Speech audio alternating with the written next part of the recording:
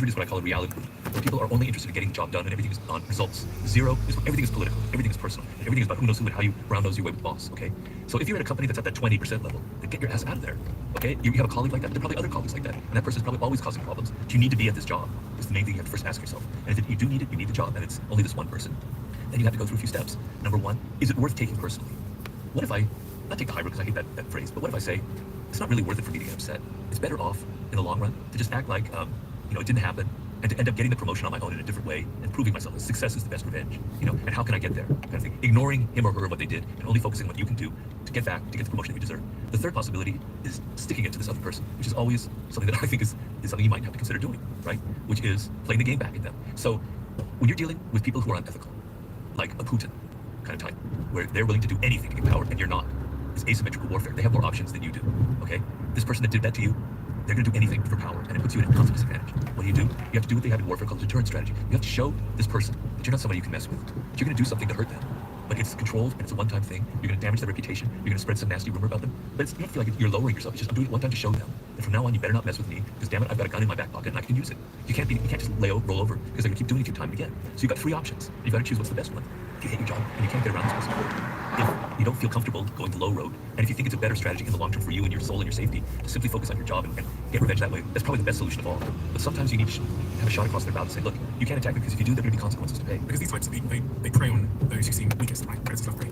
Yeah, but if you do the option number 2, and you show that that they didn't affect you, and you kind of act like it didn't matter sort of thing, but you still work hard and you're still doing your job, they're going to wonder, like, that's pretty impressive, that's interesting, this person has self-control. And they're maybe going to be afraid of you in that sense, by the composure that you show them. So everything depends on who you are, your nature, and the nature of this Machiavellian character that you're facing, But be alive to the moment of the circumstances, and play for the long game. So sometimes the long game means showing that you can be in action, because they're never going to leave you alone for the next couple of years. When we zoom out what's going on in the world, a lot has changed. A lot has changed. One of the things that's changed is our society, as I've heard you say, is less united by some of these great myths of religion and just democracy and all these kinds of things. And as a result, people no longer believe in the same ideas, because every form of authority is now under question. And you're someone who studies history. You're someone that understands the cycles of history. What cycle of history are we in at this moment in time? And how does one navigate it? Well, you have to take a big picture, especially if you're someone like me who studies history a lot. So there are always these moments in history, cycles of chaos, and it can be caused in the past by a plague, by some terrible war that goes on, like 100 Years' War in Europe, where people feel genuinely powerless and helpless, and there's a crisis of meaning in the world. And I can point to specific moments in the ancient world, in Asia, in Europe, but it goes on and on. It's a cycle that happens. And when people feel powerless and helpless, and there's all this chaos going on with them, then they tend to be attracted to authoritarian figures, to easy solutions. They get much more irrational. They're much more likely to fall for cults, for belief systems that offer simple solutions and easy one-sentence answers, like "Make America Great Again." Well, that sounds as simple as easy. Yeah, let's we'll vote for that, right? So in moments of chaos and helplessness, people are going to grab for something that angers them, that gives them a sense of meaning, right? But it's often something very, very dangerous. So we're in a moment like that right now. I think around the world, it's not just the United States. Believe it or not, things can happen under the skin and are subtle, like climate change. There are a lot of people who don't believe in climate change, but it's affecting everyone. It's making everyone a bit neurotic in the sense that we can't control our climate, right? But these disasters are going to keep happening and happening. That's a major sense of helplessness. The global economy, where now your business is at the mercy of something that's going on in Indonesia or Japan or China, is a tremendous sense of helplessness and a lack of control. And your political figures don't seem to be responding to you in any way. Like their actions, their talk doesn't lead to the kind of results that you want. So you're very prone to following what demagogues say, who offer you like easy solutions. Okay, so if you're living in a time like that, and it's more dangerous now than in the past because of social media and because of memes, because of the viral effects that are sweeping through humanity, right? They didn't have that during the bubonic plague, during the 100 Years' War, during the French Industrial Revolution, which was another period of incredible dramatic change in Europe at the turn of the 19th century, right? So they didn't have that, which is adds to the brew and makes it much more dangerous. So having a longer view is to say, well, this is a moment of chaos, and I'm going to be in control of what I think and what I believe. So I'm going to have a degree of distrust of what people are telling me. I'm not going to get so emotional when people start saying, this is what's evil, this is what's wrong with the world. And to be very, very, very wary of people with simple solutions who say, if we just do this one thing, everything will be great. If we just add tariffs, if we just get rid of all the immigrants, America will be fabulous. These are fairy tales that are being peddled to you. I'm not trying to be political, because the other side has their own kinds of fairy tales. Believe me, I understand that. Can I ask you a question about this book, which is kind of like saying now the 40 Years of Power?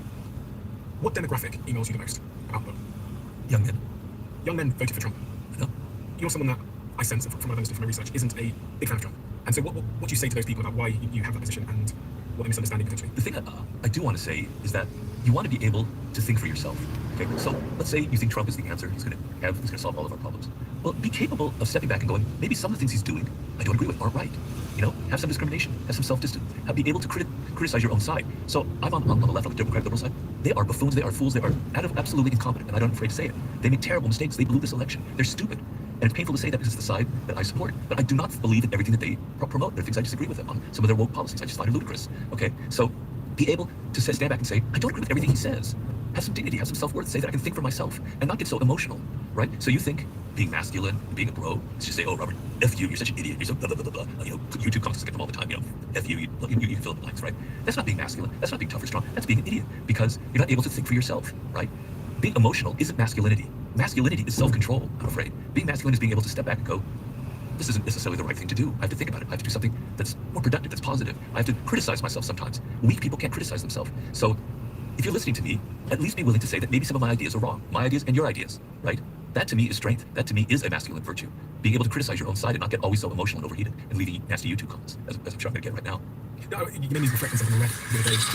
There was a study that shows that when more testosterone you have, we can use like a proxy for masculinity. In studies, you're more likely to think for yourself. So they had two groups of people, and they gave one group of people testosterone, I think it was men testosterone. They both had to do this test, and the ones who had the higher testosterone levels and given off the artificial testosterone, they were less likely to cave into external social expectation. Wow. Which I thought was a proxy for what you're saying, which is potentially feel masculinity is having the strength of your own convictions and being able to ignore social pressure to conform.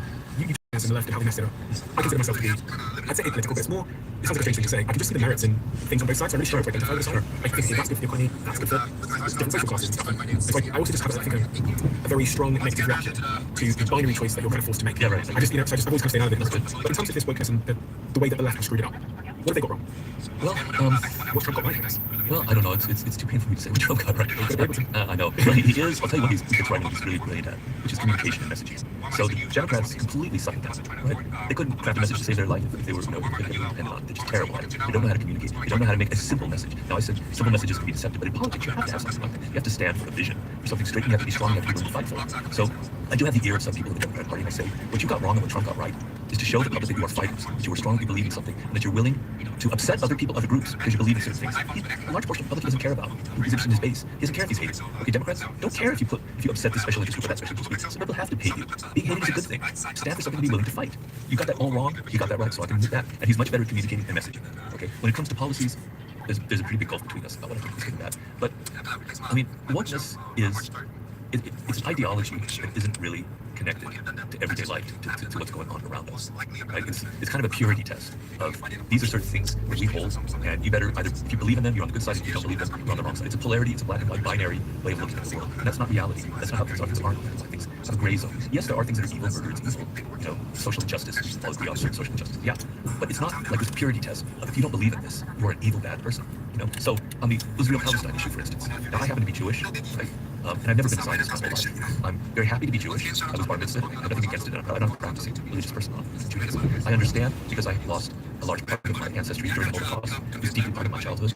Very traumatic thing that my parents were still recovering from. So when it comes to Israel-Palestine, I'm very conflicted because I've met Palestinians with a terrible impact on me as they describe the horror of what happened to them, how the loss of their land, and how deeply the beautiful country Palestine was, and how traumatic it was to lose their home. But at the same time, Jews were completely homeless in the Holocaust, and they did originate from this land. I can see both sides, and it's very painful. And if I were to craft a solution, first of all, I think Netanyahu is a horrible person. But there is a middle ground that could be had, where there could be a two-state solution. But the woke people, oh God, forget it, man. You're in favor of genocide. Get out of here. That's not life. That's not reality. That's not how the world works. That's not how things happen in this world. You're not dealing with the world. You're just trying to act like you're morally pure. You're not really willing to sacrifice to roll up your sleeves and come up with practical solutions. You just want to yell and rant and act and look like you're the most virtuous person on the planet. But isn't this one of the laws of human nature, fitting into our tribes? Because I think being in a sort of political middle, wherever I am, you get attacked from both sides. Because sometimes I'll have a conversation with this person and they'll say, oh my God, you're right wing. I'll have a conversation with this person and they'll say, oh my God, you're left wing. And so you never fit. And actually, my instinct is tempted. My instinct, my primitive instinct is I just want to pick a side, Steve, and then you have a bunch of people to protect you. You talk about that as well, how having a group of people around you, not being in isolation, offers protection. Yeah. So it's tempting. It's tempting, but you're going to lose your soul. You're going to lose your dignity in the process. So it's fine to be part of a group. I remember I was a young man in 1983. I was on the left, for sure, I don't deny it. I went to Nicaragua to report as a journalist on the war going on between the Contras and the Sandinistas, and I was more on the Sandinista side. And they've ended up, as things have rolled out, the Sandinistas are truly evil. I mean, Ortega, when he's done in Nicaragua, is truly evil. But at the time, I thought they were pretty great. And I remember one day there was this immense plaza that they had, and I was in Managua. Managua had just suffered this incredible earthquake. Half the city was in rubble still, but there was this immense plaza that was filled with everyone because the Pope had come there.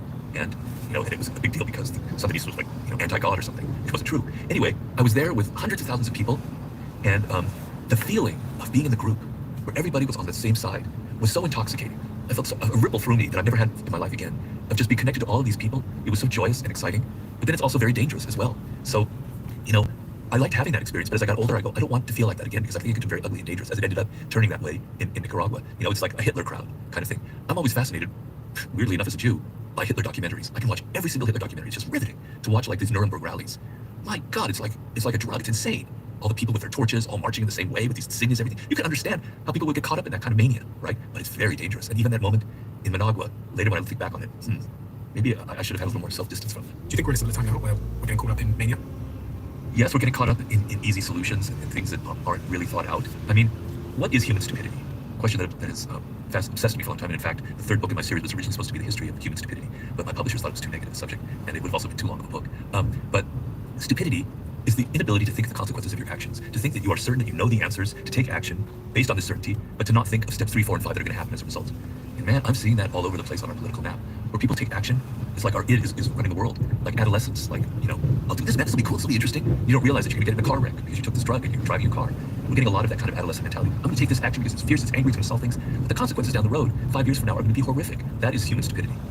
You said that Trump is deploying the laws of power. What laws of power has Trump successfully deployed? Court attention at all costs. He's the master of it. I remember I was on a book tour. I can't remember where it was, some corner of the world, maybe it was Australia, maybe it was Singapore, and everybody was talking about Donald Trump. It was like the whole world is obsessed with him.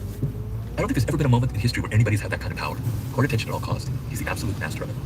He's law number 27, play on people's need to believe to create a cult-like following. He has a cult-like following, right? People, nothing he does could be wrong. He was actually, God is on his side. God is protecting him.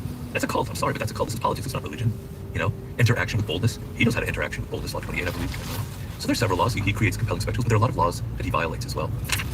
At my company Flight Studio, which is part of my bigger company Flight Group, we're constantly looking for ways to build deeper connections with our audiences. Then it's effective on identity is. It's good not to think in such concrete terms of this is who I am, to place labels on. Like I'm a lawyer, like I'm a right-wing Trump follower, like I'm an entrepreneur. You're much more than that, right? There's something else about who you are, right? You have a soul. I know that's an old-fashioned concept, but I believe people have a soul. And it can be their character, their traits that they have when they're born. It's what makes them who they are. It's their sense of dignity that they return to that self. But I can't put a label on it. I can't put a word on it. I can't say it's being a lawyer, being white, black, left, right, whatever, right? I like to think, and this will sound like I'm John Lennon in Imagine or some sentimental thing like that, but I like to think of myself as a citizen of the world, a citizen of the universe. So personally, maybe it's just me. I'm interested in every single culture, in every single religion. I'm just as much fascinated by the Yoruba religion in West as I am by Buddhism, Islam, etc. They all fascinate me. Every country, every culture has something incredibly interesting. I've been studying things like the Aztec culture, I wrote about extensively in my new book. Just an amazing story, amazing history. It's not me. I'm not ethnically Mexican. I'm not related to it through time or anything, but I'm related to it as a human being, and I identify on a very deep level. The sense of magic, the sense of awe in the face of this universe, the incredible sense of spectacle that they created. And I describe it in my new book, the city that they created Tenochtitlan. It was one of the greatest, most beautiful cities that ever existed, that mankind has ever created, on a par with Venice, Italy. Completely destroyed by the conquistadors. Nothing of it remains. If you go to Mexico City, you see nothing. They destroyed everything. But the picture presented by the first conquistadors that are either, my God, it's like a fairy tale. It is so beautiful. Their artwork, their culture, their music just blows me away when I read about their philosophy. I identify with that. If we only had some distance, we only realized that we all come from the same roots, that there really is such a thing as an ethnicity, that we all come from the same human beings, that it's all relative, that all the cultures are related, that all human beings are interrelated. It's such a simplistic notion, but it kind of destroys all of our separations, all our partisanship, all of our niggly little sense of identity. I don't get my identity from being from California or Los Angeles, being Jewish or being American. I get it from being a human being with this incredible vast history. Nobody else is going to follow me in this. I know it's just me. It's my wish. And if human beings in 100 years could believe that, it would be so beneficial for us in some way. It would mean we all have to protect this planet so that we can give it to our children, that climate change affects all of us, that we're all in this together. I know I'm sounding not like the guy who wrote the 48 Laws of Power, so excuse me for that. The book you're referring to, that you're currently writing, and you're getting to the end of, thankfully, is it called The Law of Sublime? Love the Sublime. You've progressed with that book since we last spoke, so I'm just wondering if I ask you the question now what that book is about and why you're writing it. You talked earlier in this conversation about being really clear on why you're doing something. Why are you writing that book? Well, I write my books always with a sense of urgency, like it's going to help people, because we're facing a problem. I felt 48 Laws of Power was at a moment where people were too naive. I felt the art of seduction, people didn't understand about the psychology of dealing with the sex, etc. I wrote the War book because I felt people were terrible at strategy. The 50 Cent book is different, but mastery because people had lost a sense of how to master a profession. Human nature because people were really bad at dealing with people. Now, the problem I think is our minds are getting smaller and smaller and smaller and smaller. We're so absorbed in things that are so unimportant, so banal, so trivial, so stupid. At the same time, science is showing us the most marvelous things you could possibly imagine, about the Big Bang Theory. We're being able to understand what the first minutes of our universe were like. We're able to take a picture inside of a black hole and understand what's going on in a black hole. We're able to understand the history of Earth. Someday we're going to know how life began. It's insane what science is showing us about this world, about the world that we were living in, about this world that we were born into. And I want to open your eyes and expand your consciousness instead of shrink it to the dimensions of what we're actually facing in this world. How insane it is to be sharing the planet with animals and their strange consciousness, how they think differently, and how we can connect to them. We're the only animal that's conscious that we know of, but we can connect to animals on a way that is just insane. I call it the interspecies supply, right? I'm talking about how our childhood was a moment of incredible sublimity, how we were so open. Some people had a very painful childhood, but we were very open to the world and very imaginative about how strange it is to be alive. That very easily, dinosaurs could be roaming this planet right now if a meteor hadn't knocked out the dinosaurs 60-some million years ago, okay? on and on and on. I talked about love. I'm writing now about artworks and aesthetics, things that trigger the sublime in us, nature, death, which will be obviously the last chapter. But I just want you to sense that there is something very strange about being alive in the 21st century, and not take it for granted, and not just be caught up in everything that's so familiar and conventional and banal, and open your eyes, because as you do this, your emotions open up, you're able to feel different things, your thoughts open up, you're able to have different ideas, you become more creative, your subconscious consciousness expands. Anyway, I can go on forever because I've been writing the book forever. But that's sort of what it's about. And you think it'll be ready by 2026? If it isn't, I don't know if I'll still be here, because it's hard to explain to people, but I can't type, and I can't take a walk, and I can't do the things I used to do to kind of decompress. So I had to handwrite everything in 2 notebooks with sticky pads here and there. It's like a rat's maze. And then I dictate it on the computer. It's taken me, it'll be like 6 years of work, because the process has been so difficult for me. So my publisher, I'm going to finish in a few weeks the 10th chapter. I have 2 left. I'm projecting to finish that by the end of the year, which will give me enough time to have it published in 2026. I hope, I pray, because if not, I don't know if my body can take it anymore. Do you mean that when you say that you're not sure if your body can take it anymore? Yeah, I can't take the focus. It's like, for 3 weeks now, I've been going, this isn't working, I'm sleeping. My stomach's all churning, I'm getting too old for this. And suddenly I break through, whoosh, and then it comes back, and then it happens again and again. When I start a chapter, the first couple months, I'm relaxed, I'm breathing, I'm fine. Then when I near the end of the chapter, I turn into the tightest person you can imagine. I'm so tight. And then I finish it, whoosh. So I can't take much more of this, to be honest with you, because I had a stroke. I'm not a young man anymore, so I'm not gonna be overly dramatic here. I don't want to be a drama queen. I'll live, I'll be fine. But seriously, I couldn't take another 2 years of this. I couldn't make that. 2 years of this book? Yeah, no more. You're gonna write another book, aren't you? Oh yeah. I'm gonna write a book about kittens, or about or about the Lakers, or something easy. Something nice and simple. Yeah. One of the clips that I saw the other day, that's one of the most new clips from you, was about the primary law of human psychology is that people judge based on appearances. This isn't a nice thing to confront, although everybody knows it's true. What does that mean? Well, it was a talk that I gave recently in Atlanta, and I was trying to show the game of power as it's played, the rules of the game, and the one thing that I was trying to emphasize is that power is a game of pure psychology. And what I mean by that is, when you have sports, you have a game like baseball, it's all statistics and data mostly, right? So, and there's a winner and there's a loser, they won the game 5-0, etc. Okay? So there are parameters. There's very little psychology involved, although in sports, it's soccer, football, there's some psychology, but a lot of it's just playing and winning. But power isn't like that. So when we elect a leader like Donald Trump over Kamala Harris, you might say, oh, he got more votes. But what is your judgment, your decision on voting for Donald Trump over Kamala Harris? Was it you spent 4 hours with a spreadsheet going over all of their economic policies, deciding this is what's going to happen, this is how it's going to benefit you? No, it was based on appearances, on psychology. He seemed like a leader. He seemed like he had more authority. I kind of like his ideas, but you're not going very deeply into it, right? It's his appearance that mattered. CEOs are often hired because of their optics, because it's not based completely on the amount of money they've made. And I believe I saw this firsthand when I was on the board of directors. People were hired not on their superior track record, but on their political skills. Often, yeah. Political skills is in their ability to do sort of office politics and stuff like that. Yeah. I mean, there was some, metrics involved, but a lot of it was optics. Okay, so the idea is, success, the power game, the laws of power, are understanding human psychology. Never outshine the master. You're creating the appearance that you respect the master, that they are better than you, that you are going to obey them, you're going to follow them. You're playing that game. Always say less than necessary. You're wearing the mask of somebody powerful who learns to control their time and control their behavior. Court attention at all costs. You know the behavior that will get people to look at you and attend to you. Do not build fortresses. You understand that appearing isolated in someone is very dangerous. You know how to play the perfect courtier. You create the appearance of power, and that is the power game. It's creating the appearance of it. It becomes a self-fulfilling prophecy. Now, of course, results do matter. They do figure to the picture. I won't deny that. But the main part of the game, the main part of the laws, are understanding the role of appearances, being a good actor, and knowing how to manage that properly in a group situation. So if 2 people walked in here and one of them had the appearance of power and one of them didn't, what would the person who had the appearance of power be doing? How would they be carrying themselves? How would they be speaking? Well, a lot of our idea of a leader and power is nonverbal stuff. Because as I said, we're an animal, we're a social animal. We don't like to understand that, but it's true. And so a lot of it's the body language. So a powerful person in a meeting is kind of relaxed, kind of like this. They can put their bodies anywhere, right? So other person's all tight and nervous and aware. A powerful person has a directed focus. A weak person is like who's looking around, touching their hair, touching their face. There's a word for it, it's verbal communication, but it's a sign of insecurity, right? A powerful person is able to look at everybody in the room directly, whereas somebody who's weak is always kind of averting their gaze. There are these signs of kind of confidence and charisma where you feel you are powerful and it emanates outward. Your eyes have that certain gaze. It's unfortunate because for women it's a little bit harder to play that game because some of the things that read as powerful for men, for women should read as powerful, but often read as she's mean, she's a bitch, right? So women have a harder time in playing this game of appearances because they're judged so much on their looks and not about these other things. So it's complicated, but there are these kind of cues that people give off that show that they inwardly feel secure and powerful, and it kind of emanates outward. There's a law in there: act like a king to be treated like one.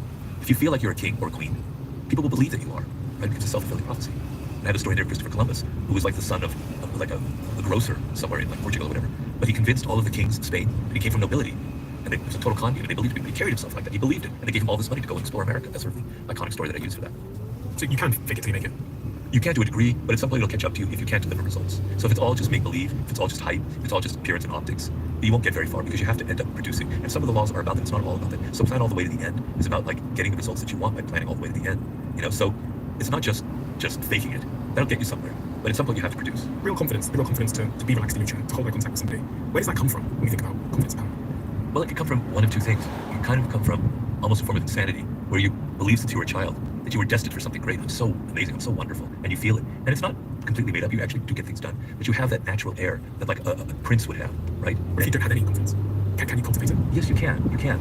The thing is, the best way to cultivate it is to actually have results that show, to actually have a record to go upon. So you can kind of fake it like Columbus did, but Columbus already had achieved some things when he did that. He'd already had some naval skills, I believe, don't quote me on that. But it's good to have some things to hang your hat on that will help give you that confidence, so it's not completely fate. But William James, the great American psychologist, talked about as-if strategies. And it's a very important concept in psychology from the early 20th century. If you believe as if you were confident, as if you were powerful, it will tend to be read that way, right? And so, like, he had the analogy, if you smile, even though you don't feel like smiling, you'll end up kind of maybe feeling kind of happy. So the physical action will create the psychological action, because he was very much a believer in the body, things starting from the body. So if you believe physically in the body, that you were great, that you deserve this, it will kind of become part of your psychology. Others that don't. They just don't have that belief. Can you lie to yourself? Can you tell yourself, I am strong and I am powerful? Well, everybody has some good qualities, right? Everybody, I think almost everybody has something that they can go back to in the past and go, that was actually very good at that. That was actually a good moment. I actually was scored in that particular moment. And you can think about that. I mean, actors do that all the time in movies. When they want to express an emotion, they go back into their past.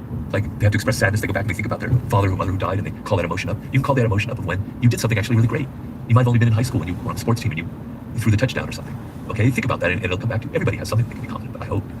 If there was one law that the powerless amongst us, who feel powerless or lost in the current world, one law or one fact of human nature that people who are feeling lost and purposeless and adrift right now should be thinking the most about, which one springs to mind?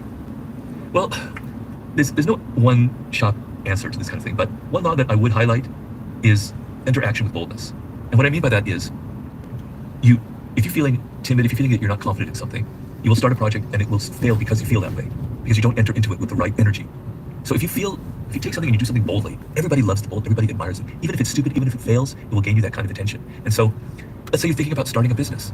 Well, just go ahead and do it and be bold about it and start it and be as dramatic as you can and be as confident as you can. And it creates a self-fulfilling dynamic. People admire it. They don't admire the timid and the insecure and the guy who spends 2 years talking about that podcast he's going to start. They admire that bloke who just decided, all right, I'm going to start it. I don't care. If nobody likes it, fine. You know, I remember this guy interviewed me once. He had a magazine called Bad Ideas, and it was a really successful magazine in like the early 2000s. I said, where'd you get that idea? He said, my mother told me that to start that magazine was a really bad idea, right? So I thought I'd put the title there, you know, and that would be the title of it. And they just went ahead and started it, and it was very successful because it was a great like marketing gimmick, and it also worked. And it was actually full of bad ideas, I think, in a very interesting way. So being bold, being different. Everybody nowadays, I'm getting on my goddamn soapbox again. I'm so apologize to everyone about this, but everyone is so similar. Everybody is so afraid. Everyone's trying to be like everybody else. You go out there and you start something that's different, that's you, that's unique, that's loud, that proclaims I'm a different voice on it. You're gonna get attention.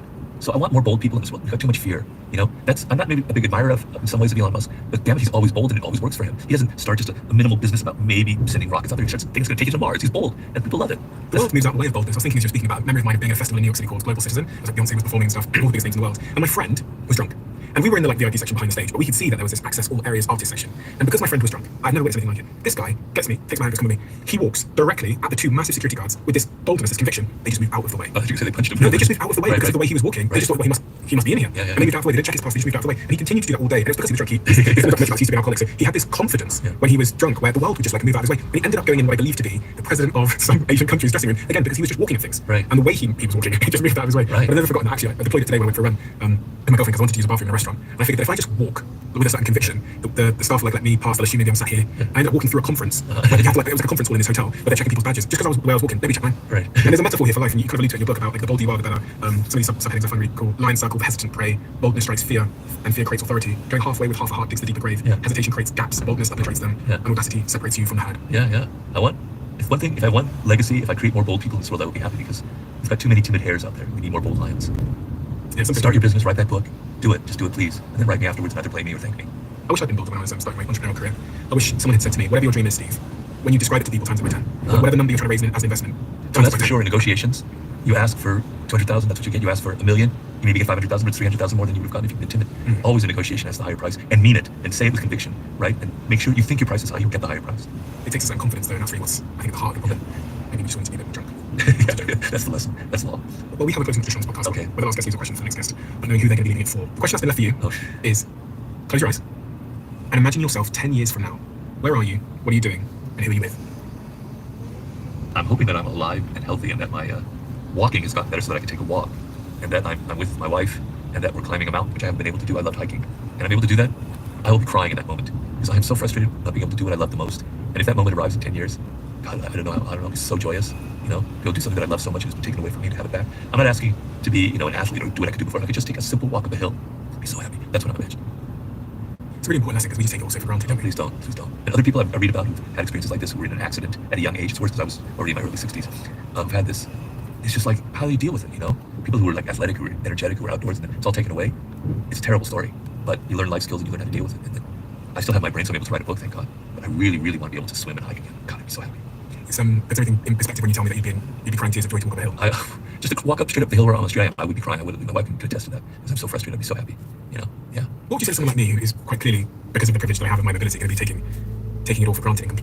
Well, you know, I want people to walk by my window. In my office, I told you, I think it was on my last conversation I mentioned this, so I don't want to keep repeating myself. When I see them walking their dog or riding their bicycle or jogging, they don't realize how beautiful that looks to me.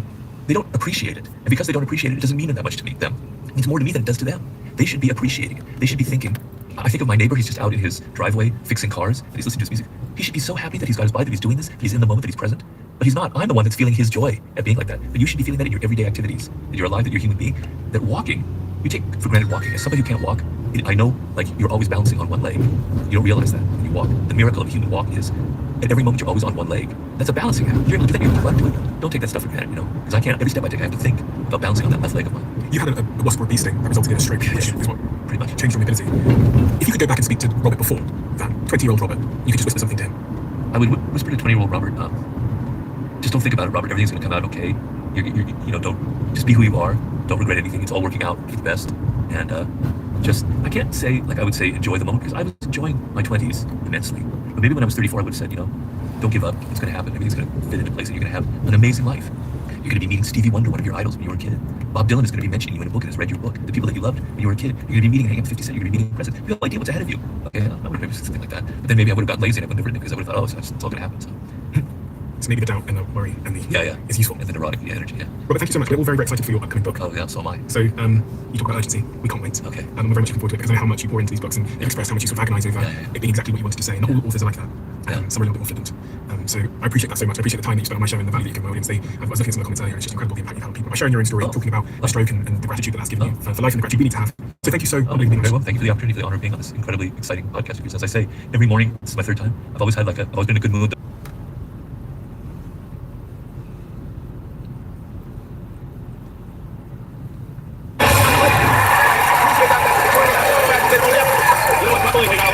We are following story. We're following true stories. We're following stories that are made up. Who even knows which ones are which anymore? And who even cares? It's been 5 weeks since Joe Biden rode off to the great senior water aerobics class in the sky. And since then, so much has happened. So many great things. Inflation is up. Unemployment is up. Eggs cost more than iPhones. The measles is back. Planes are running into each other. I'm getting dizzy just thinking about how great America is again. I'm tired of all the waiting. I am. In Washington, no one seems to know what the hell is going on. Elon Musk still doing the chainsaw massacre of the federal workforce. The White House put out a memo today warning federal agencies to prepare for mass layoffs. But don't worry, none of this will affect the butler who brings Trump his Diet Coke.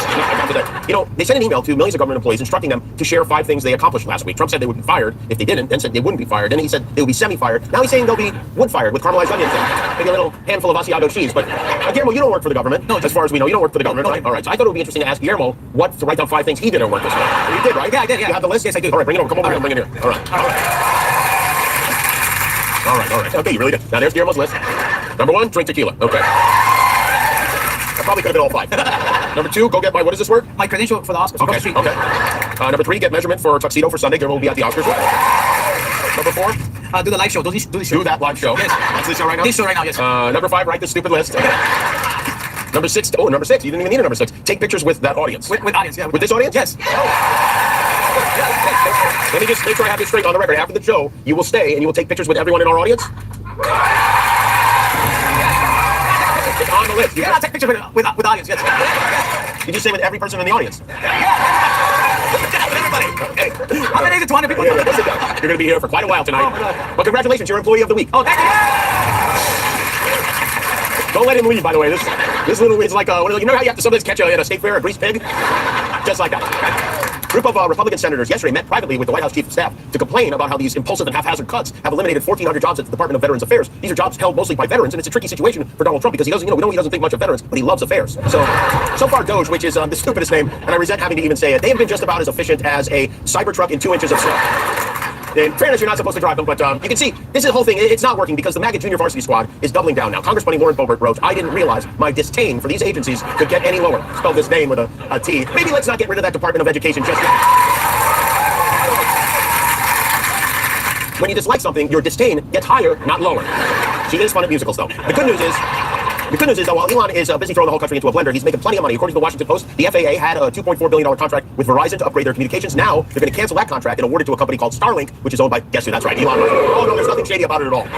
All in, companies owned by Elon Musk have been the recipient of more than $30 billion from our government. That's billion with a B and nuts with an N. Putting Elon Musk in charge of government contracts is like putting Pac-Man in charge of fruit. It's a bad idea, but no one is cashing in more bigly than our cheerless leader Donald Trump. I guess because the billions from his Bitcoin and the NFTs and the Truth Social stock, that's not enough. He's now making money off money. The stable genius who brought us Trump coins not so long ago is now hawking dollar bills made of gold. That's right. That's the Trump gold dollar bill. One gold dollar bill goes for $34.99. You can get $3 bills for $100 and 10 for $300. That's the package I'm going to get. It's the most reasonable. This is quite a racket he's got going. He's got coins, he's got bills, he's got Bibles, and now he's got this. Hello, everyone. This is your favorite president, Donald J. Trump, with some very exciting news about a bigly new product from my amazingly huge brain. This beautiful necklace made of real 9-karat gold, featuring Jesus on one side and me on the other. The Donald Trump double cross.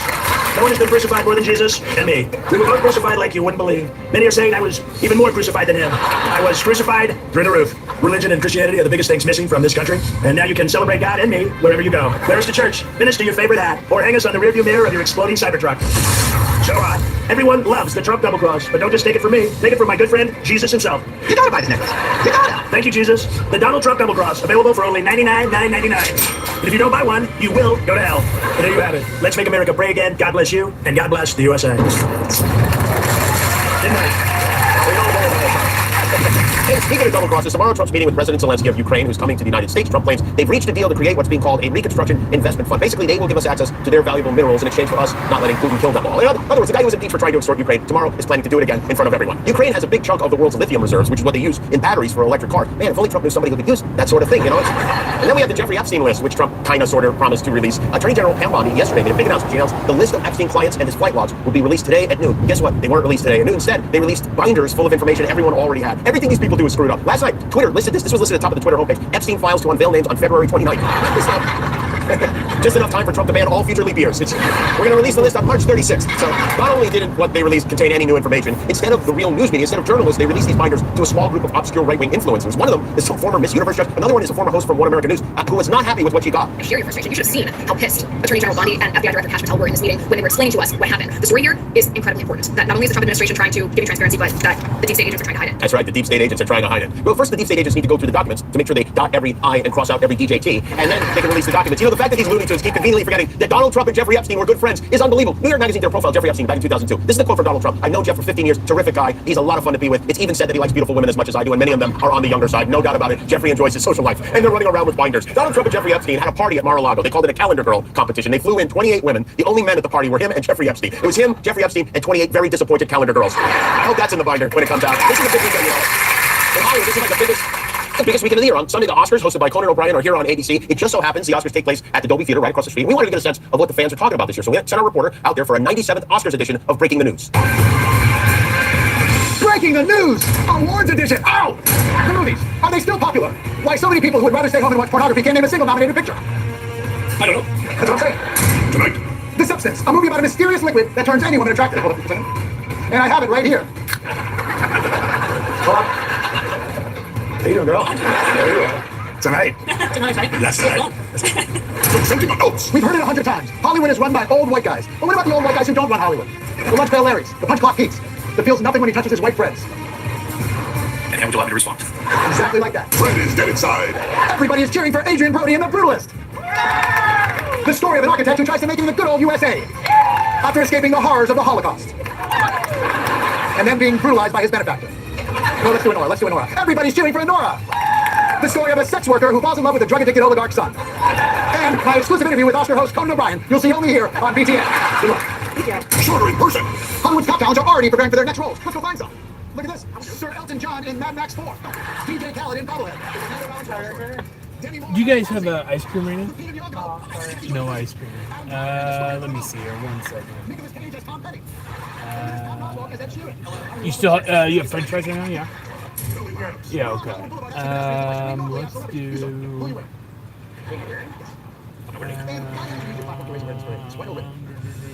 We speak to pro-AIDS activists. One witch, two witch, red witch, green witch. Everybody loves Wicked. But is witchcraft real? Tonight I speak to a real live witch, my ex-wife Tina, through her attorney. I was no picnic show, but our vision wasn't exactly defying gravity. And the price of eggs keeps going through the roof. Okay, here I'll just give you the code. So 2040. Oh my God, I can't believe it. We have 20 million subscribers on YouTube. I only was And then, yeah, for the points. Yeah, and can I get the McChicken meal, $5 meal? Can I do Dr. Pepper, no ice, and then barbecue, and that's it. There you go.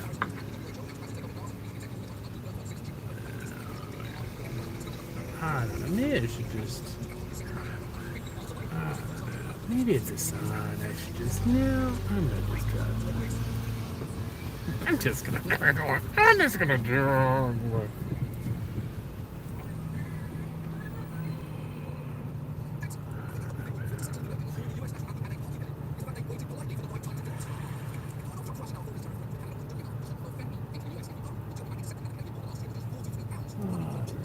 I want ice cream.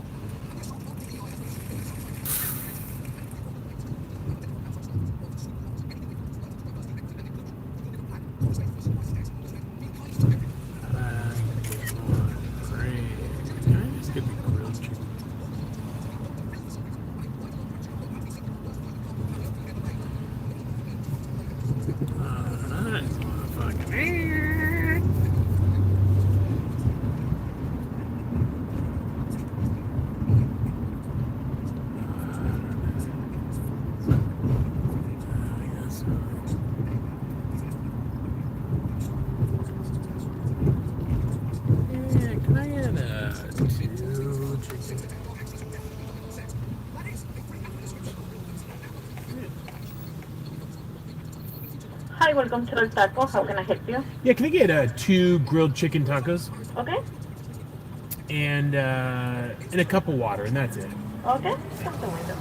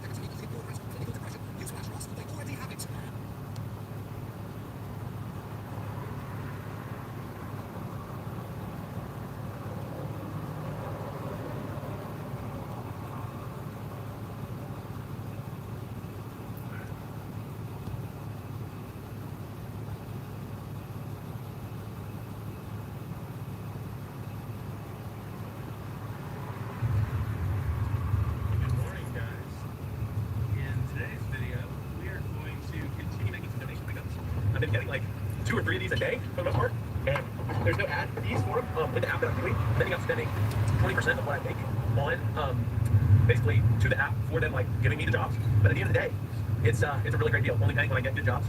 So it's been really supplementing my income, and it's made a huge difference for my business. So come along with me, and we're gonna make some donation pickups today.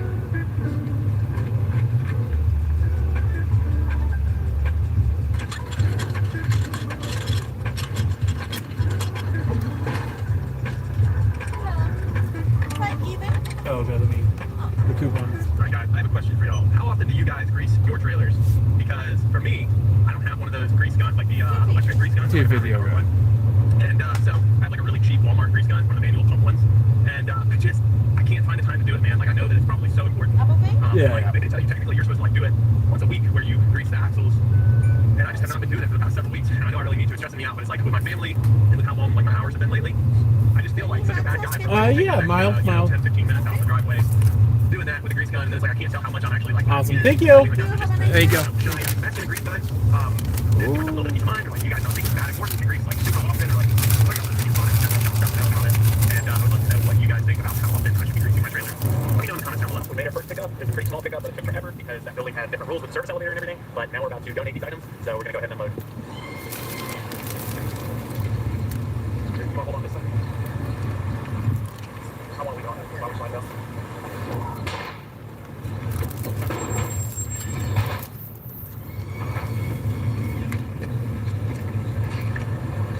Yeah, you can. Okay. Come in here. Hold on. Take the cushions off.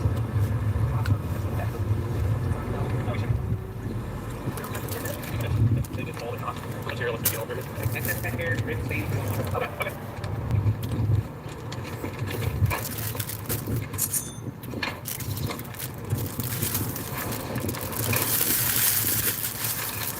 That's funny, man. We're doing a donation, and one of the guys wanted to know if we were recording a YouTube video, and I told him, yeah, you subscribe to the channel, so if you're watching this, thanks for subscribing. All right, guys.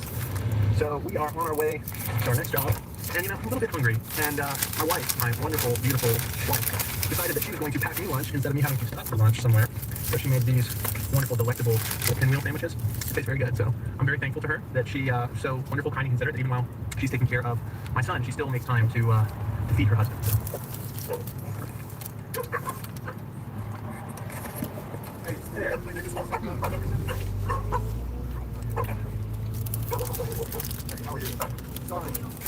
You put the trailer in the car. Okay. I would like to ask before I go down. Yes. Yeah. Y'all show me what's going on.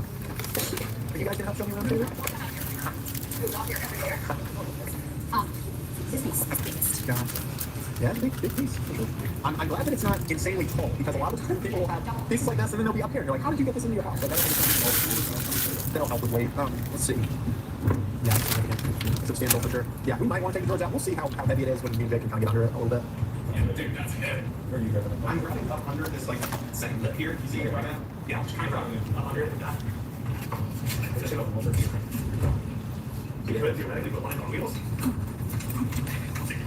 my god. Yeah. Now I'm trying to figure out how to get out. You gotta work it out. Turn it up here. You want me to like walk down? Think you walk it that way? Yeah, you can do it. Just.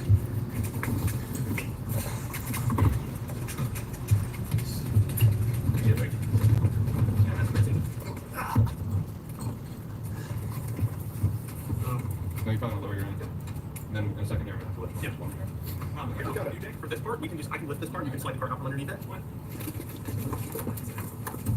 So we would lean it back like that, and then we would get up underneath it with one hand. Well, I think it'd be easier. If we got it down on one step, it'll be on an angle enough for it to be easier to grab this underneath. But I think we want to Get do my hand down. What I think we want to do is one arm here and one arm like below it. Yeah. Or you could just carry it on its. You could carry it on its back if you wanted to. That way. I can get one end. Yes. Let me get mine first. But it's a good Right, yeah, you go ahead. Just don't lift up. Just get your grip. There you go. Okay, just watch your step there, Jake. Watch your step. There you go. Step, 2 steps. Hold on one second. Good. Skateboarding out here, guys.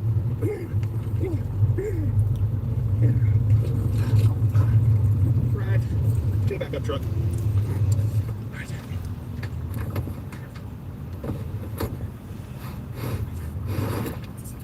Alright, go ahead. Hold on. Beautiful. Alright, guys. You can strap it down. Alright, guys. We got a big old load of stuff to donate here, so they should take all of it, but we will see. There was so many items. I saw that part right here. Slide this out. Yeah.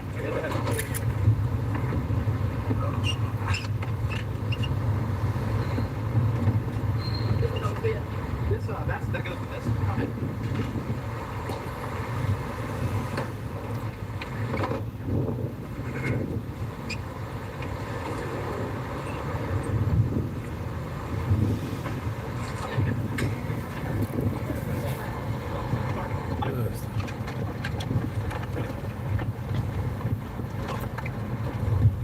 Okay, let's go ahead and get some of these big boys out.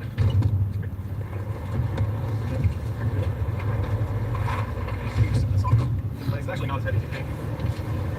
This came down set spiral stairs off the second floor. That was absolute nightmare. See this shit there? Do you see this shit? I want to make sure this doesn't come crashing. At least we had a full face of this. Yep. All right. You want to stand it up on side, and then you can stand very early. It is. I got it. Yeah.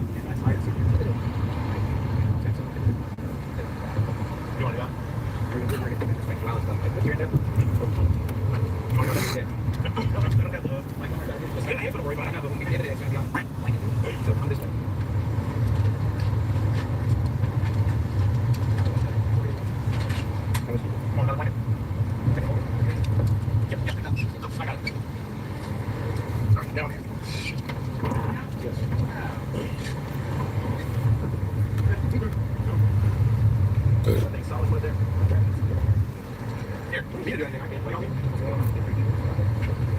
Yeah, I can go over the middle.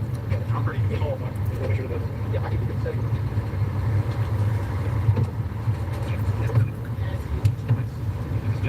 It's just this. That's all they want. Just like a gigantic buffet table. Gotcha. Very nice. Very nice. Very nice. You are very welcome. Thank y'all for helping out. All right, guys, that is going to do it for the day. That seems to be popular now with the folks that I feel more comfortable filming in front of them. Before I was kind of like, do they know that I'm recording stuff? But now I feel like I'm just gonna go record whenever, whatever. So cool. But anyway, guys, if y'all are interested in some more day in the life kind of jumper little videos, subscribe to the channel. We are up over 640 subscribers, so we're getting close to that 1,000 mark. I'm hoping that let's make a goal for ourselves. We'll be at 1,000 subscribers by the end of April at the latest. I was like, can we shoot for this, guys? Can we shoot for 1,000 subscribers by the end of March? That'd be really cool. I think we can do it. We might need a big video, but I think we can do it, guys. That's the goal. Anyway, it was a good day. Financially, it was okay. I'm very tired. I'm very hungry. My wife packed me some more snacks, thankfully. I'm going to eat those snacks. I'll see you guys in the next video.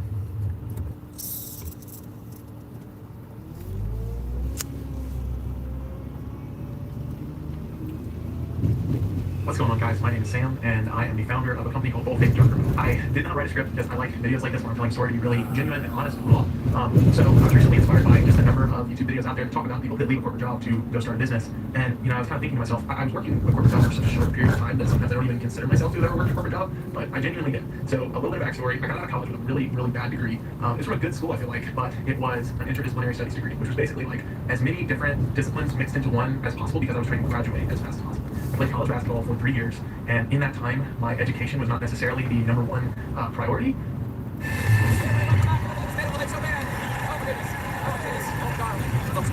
You know, I spent most of my time right over there in the news kitchen, poaching the most topical story haddock and fish stock with mirepoix before adding blue mussels and whisking in cream and egg yolk to a silky finish with a shrimp and chive on top to create the light and flavorful traditional Flemish Waterzooi seafood stew that is my monologue. But sometimes, folks, after being set adrift on a broken surfboard by Liberian pirates from mouthing off at the cook, I scoop some dead shark bones and a seagull foot into a deflated Mylar balloon to sip on the scruffle chum of news that is my segment.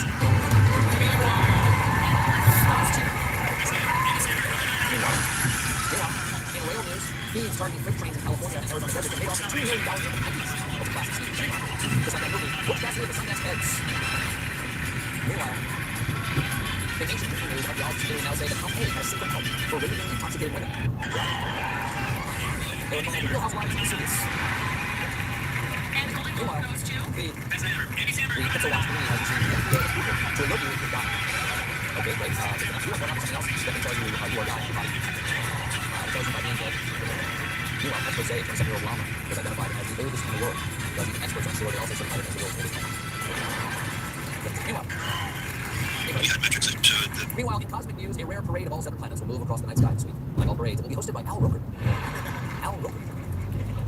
Meanwhile, a bride completely shocked the groom in the middle of their wedding ceremony with an escape room challenge by pulling out wedding rings that were fastened by a combination padlock, and then helper suddenly stood up from the audience in costume. That's a hell of a thing to spring on your soon-to-be husband at the altar. Do you, Richard, want to know where Kathy hid the magnet to pull the key out of the tube to open the box containing the combination to get your rings? Then answer this riddle. I have no lungs but need air. What am I? Fire. The answer was, and it's gone. And it's gone. Meanwhile, exciting news in the world of sci-fi because William Shatner has confirmed talks for a Star Trek return at 93 years old. Fantastic. The USS Enterprise will, of course, change its mission statement to boldly bingo where no man has been gone before. Meanwhile, next week, Starbucks will cut some less popular drinks from its menu, including several blended Frappuccino beverages such as the Espresso Frappuccino, White Chocolate Mocha Frappuccino, Caramel Ribbon Crunch Cream Frappuccino, and Double Chocolatey Chip Cream Frappuccino, or as they are collectively known, may I have the bathroom code? Meanwhile, David Beckham's mother-in-law zoomed in on a photo of his Hugo Boss underwear campaign and was shocked, telling him you can see everything. Here's a look at the ad, and yeah, she is right. Though I'm surprised I was told Beckham's had amended it.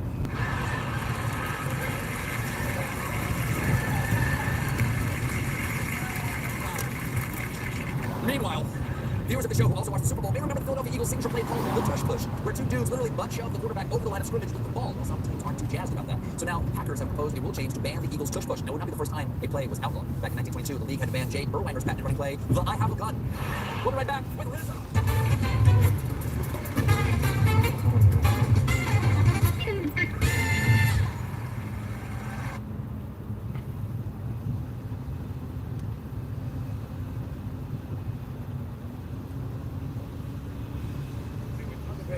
I don't know which one's worse. Yeah, on you. That's not even a real shirt. Yeah. So you've been in LA, you think that's a shirt? What do you mean I've been in LA? You've been in LA? Yes, I've been to LA. No, you've been spending time there. That's why you're leaner, and you're wearing black, and you're grooming. No, I wore black when I was fat, and so all my stuff is black now. I'm not so fat.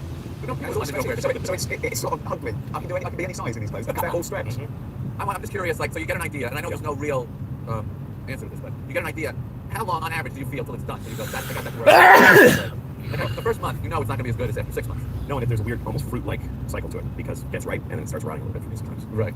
The people that write about comedy, and I know it's not their business, the critics, but they should understand what an act is. When I go to see somebody where I don't want to see a new hour, I do. I want to see the act. This is the eternal argument between him and I. We've been having this discussion literally.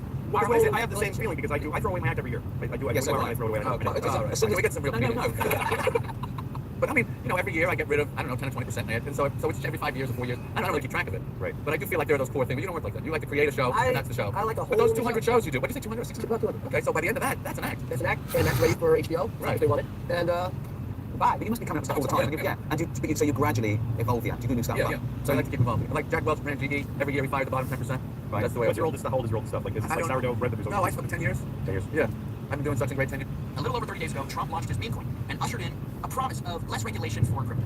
So, how's that going? Well, the crypto markets are down almost $1 trillion, and everything is much lower. Now, there's some reason for that could be explained by macro factors. I want to make the case, though, today that opening up the floodgates to scams and crime actually is not a good idea. And believe it or not, retail investors do not enjoy being scammed and caught. Now you have the president's son saying, buy the dips, and Michael Saylor saying, volatility is a gift to the faithful. Sounds like some weird cult thing. Now, I'm not telling you guys you should or shouldn't suddenly believe in crypto. I'm just making this simple. Okay, in securities and equities and whatever industry you're in, scams, believe it or not, are bad net overall. People keep saying, like, oh, we need to deregulate all this stuff. All these SEC people have been fired, all these FBI agents have been reassigned. We don't want anyone on crypto cases. That's sort of the attitude of this administration so far, is that we're just going to let everyone do whatever they want, sort it out in the wash. But it's not been going well. I mean, it's only been like 30 days, and it's been a disaster. So I found this out like a month ago. Onboarding crypto with scams and grifts is a terrible idea in hindsight, and that was because the Trump meme coin had just launched, and I saw that it had gotten sniped. Those guys had made over $100 million. But I was worried for the retail investors because this coin promised nothing, right? It's just a total Ponzi nothing, where the president owns 80% and he's selling you when his tokens are locked. And now you look at the price.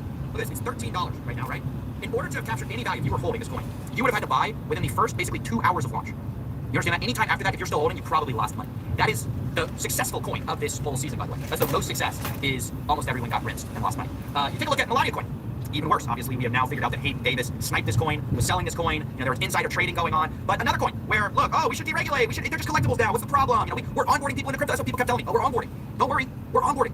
And it's like, okay, yeah, but into what? Into losing money? Oh, I got onboarded into crypto. Yeah, okay, so what happened? Well, I lost all my money, but at least I'm into crypto. At least I understand crypto now. That's the logic of this space. And look, there's some people who are upset that I'm going to talk about this. They're going to go, you're convenient timing, right? But the thing is, if I talk about this when things are good, people are going to tell me, oh, you don't know what you're talking about. Look at how high the market is. Everything's going great. These cons are fine. But you have to go and assess after the fact, right? You obviously have to take a moratorium after things have gone wrong and say, okay, well, what could we have done different? And the answer is basically not launch a bunch of Ponzi's where insiders, devs, and people in the know benefit, KOLs, key opinion leader, whatever. So that's Jail School, by the way. I just showed you. That's the Dave Portnoy coin. He got into crypto. He also launched Greed coin. That went very well. Then you have Ryan coin. This is Ryan Garcia, the boxer.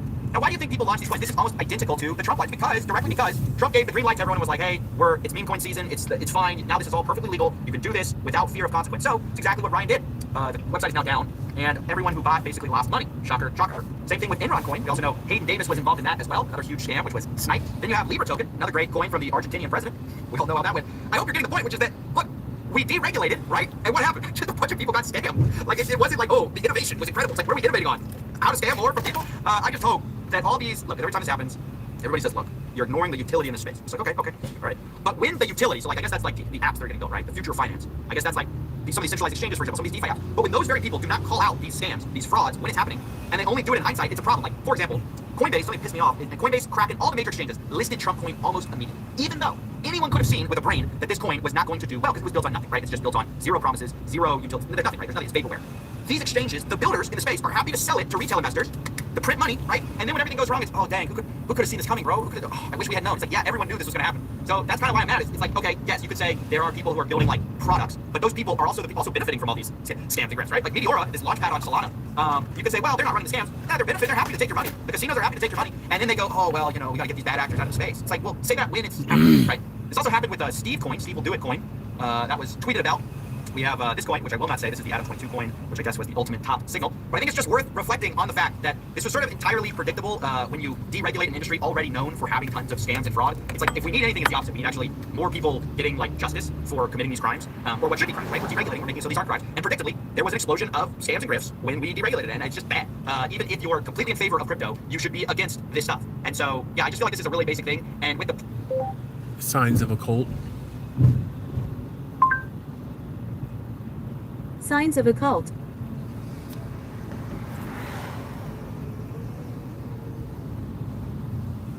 In this video, I'm going to give you 13 common phrases that cult leaders often use. Hey everybody, I'm Mark from ApplyGodsWord.com, a place where we apply the Bible to your life. I also wrote an article on the same exact topic, and in the article, I go way more in depth, and I give a bunch more Bible verses. So I'll leave a link to the article in the description of this video if you want some Bible verses to back up all the different points that I'm saying. I'll try to include these verses in I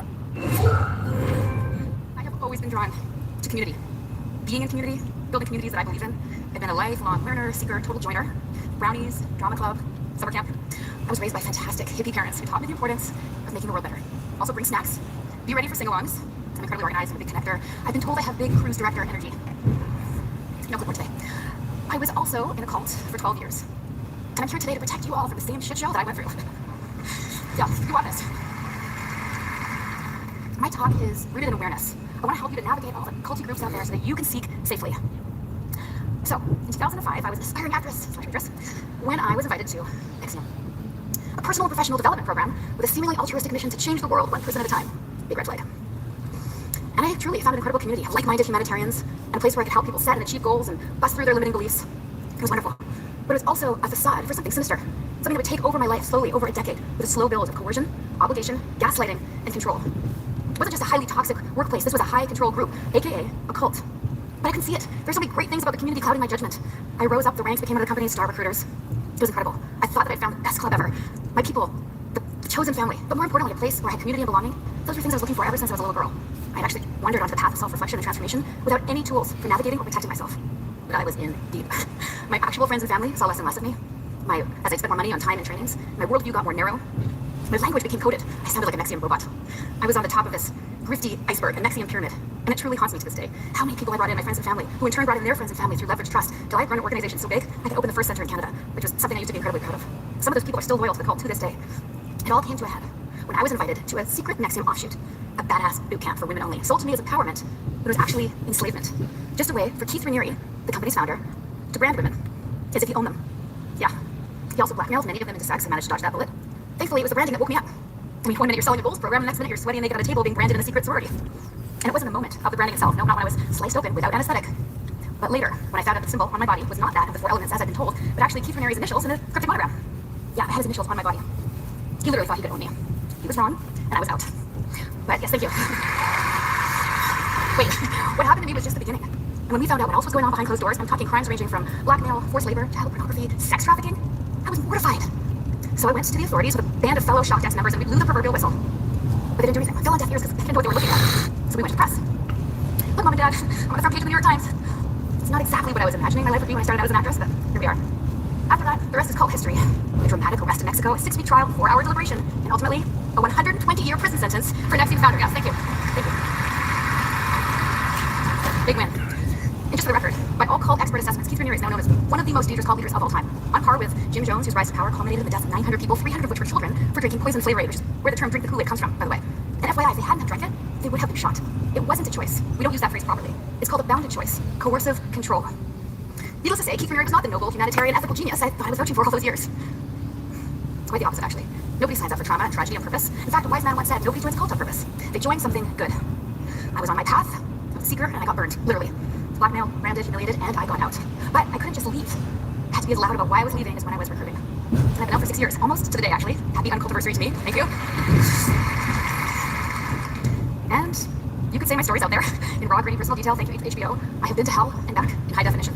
And I could definitely glean some nuggets for you about resiliency and trauma, turning lemons into lemonade. But today I'm here for a different reason.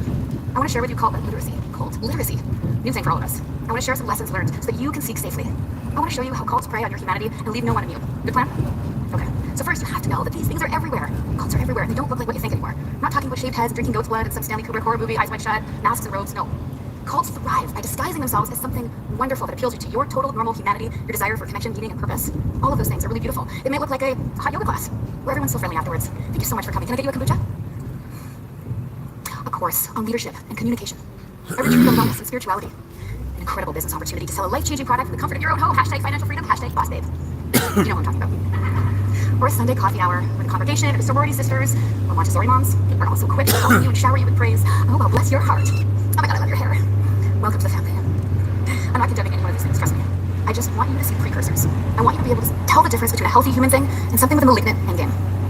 Which brings me to the second thing I want you to know. Cults prey on your humanity in a way that is predictable in textbook. Do people keep telling you how special you are?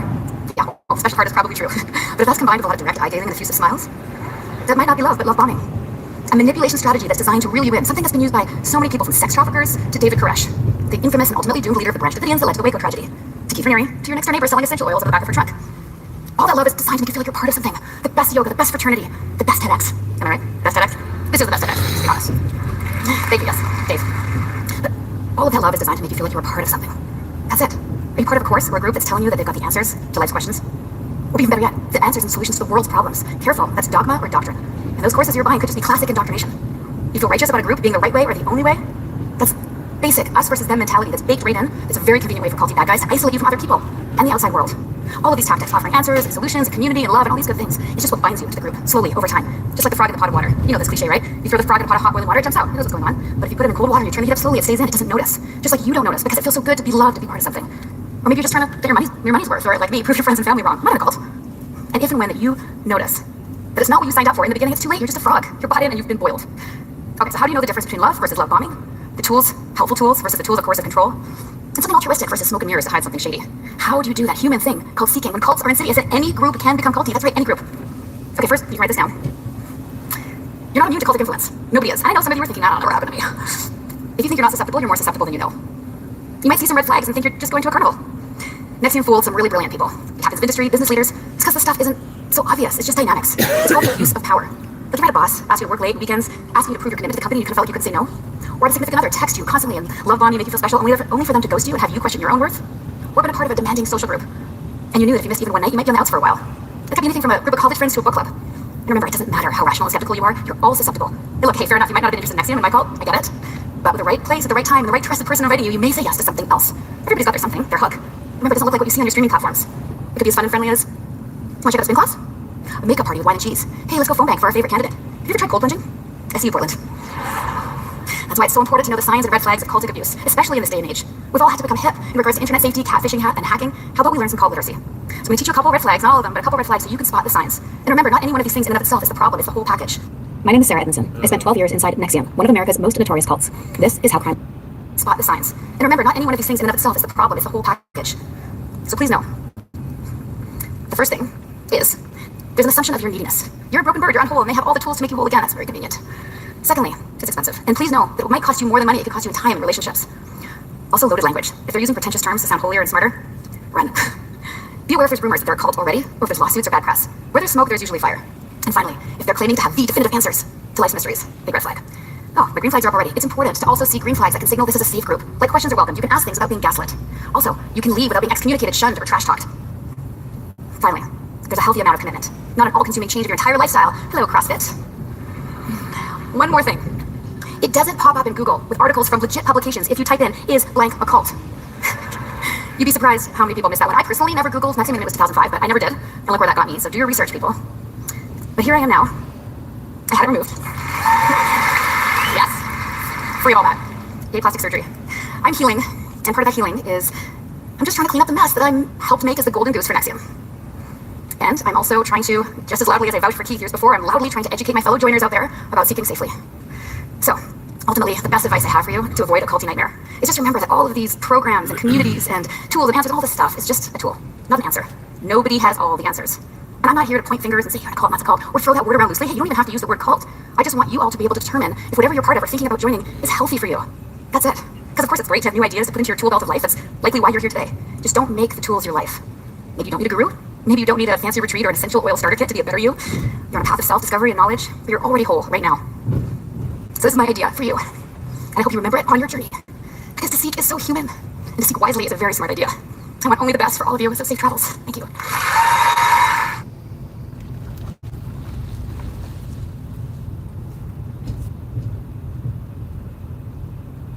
My name is Sarah Edmondson. I spent 12 years inside NXIVM, one of America's most notorious cults. This is how crime works. It's hard to know what I would have done with my life if I'd spent my 30s building a legitimate company and not working for a narcissistic conman, sociopath, sex addict who was pretending to help people with their goals. Other people might look at my experience and say I would never fall for that. I'd never fall for NXIVM, and that's so obvious, but anyone can fall for something.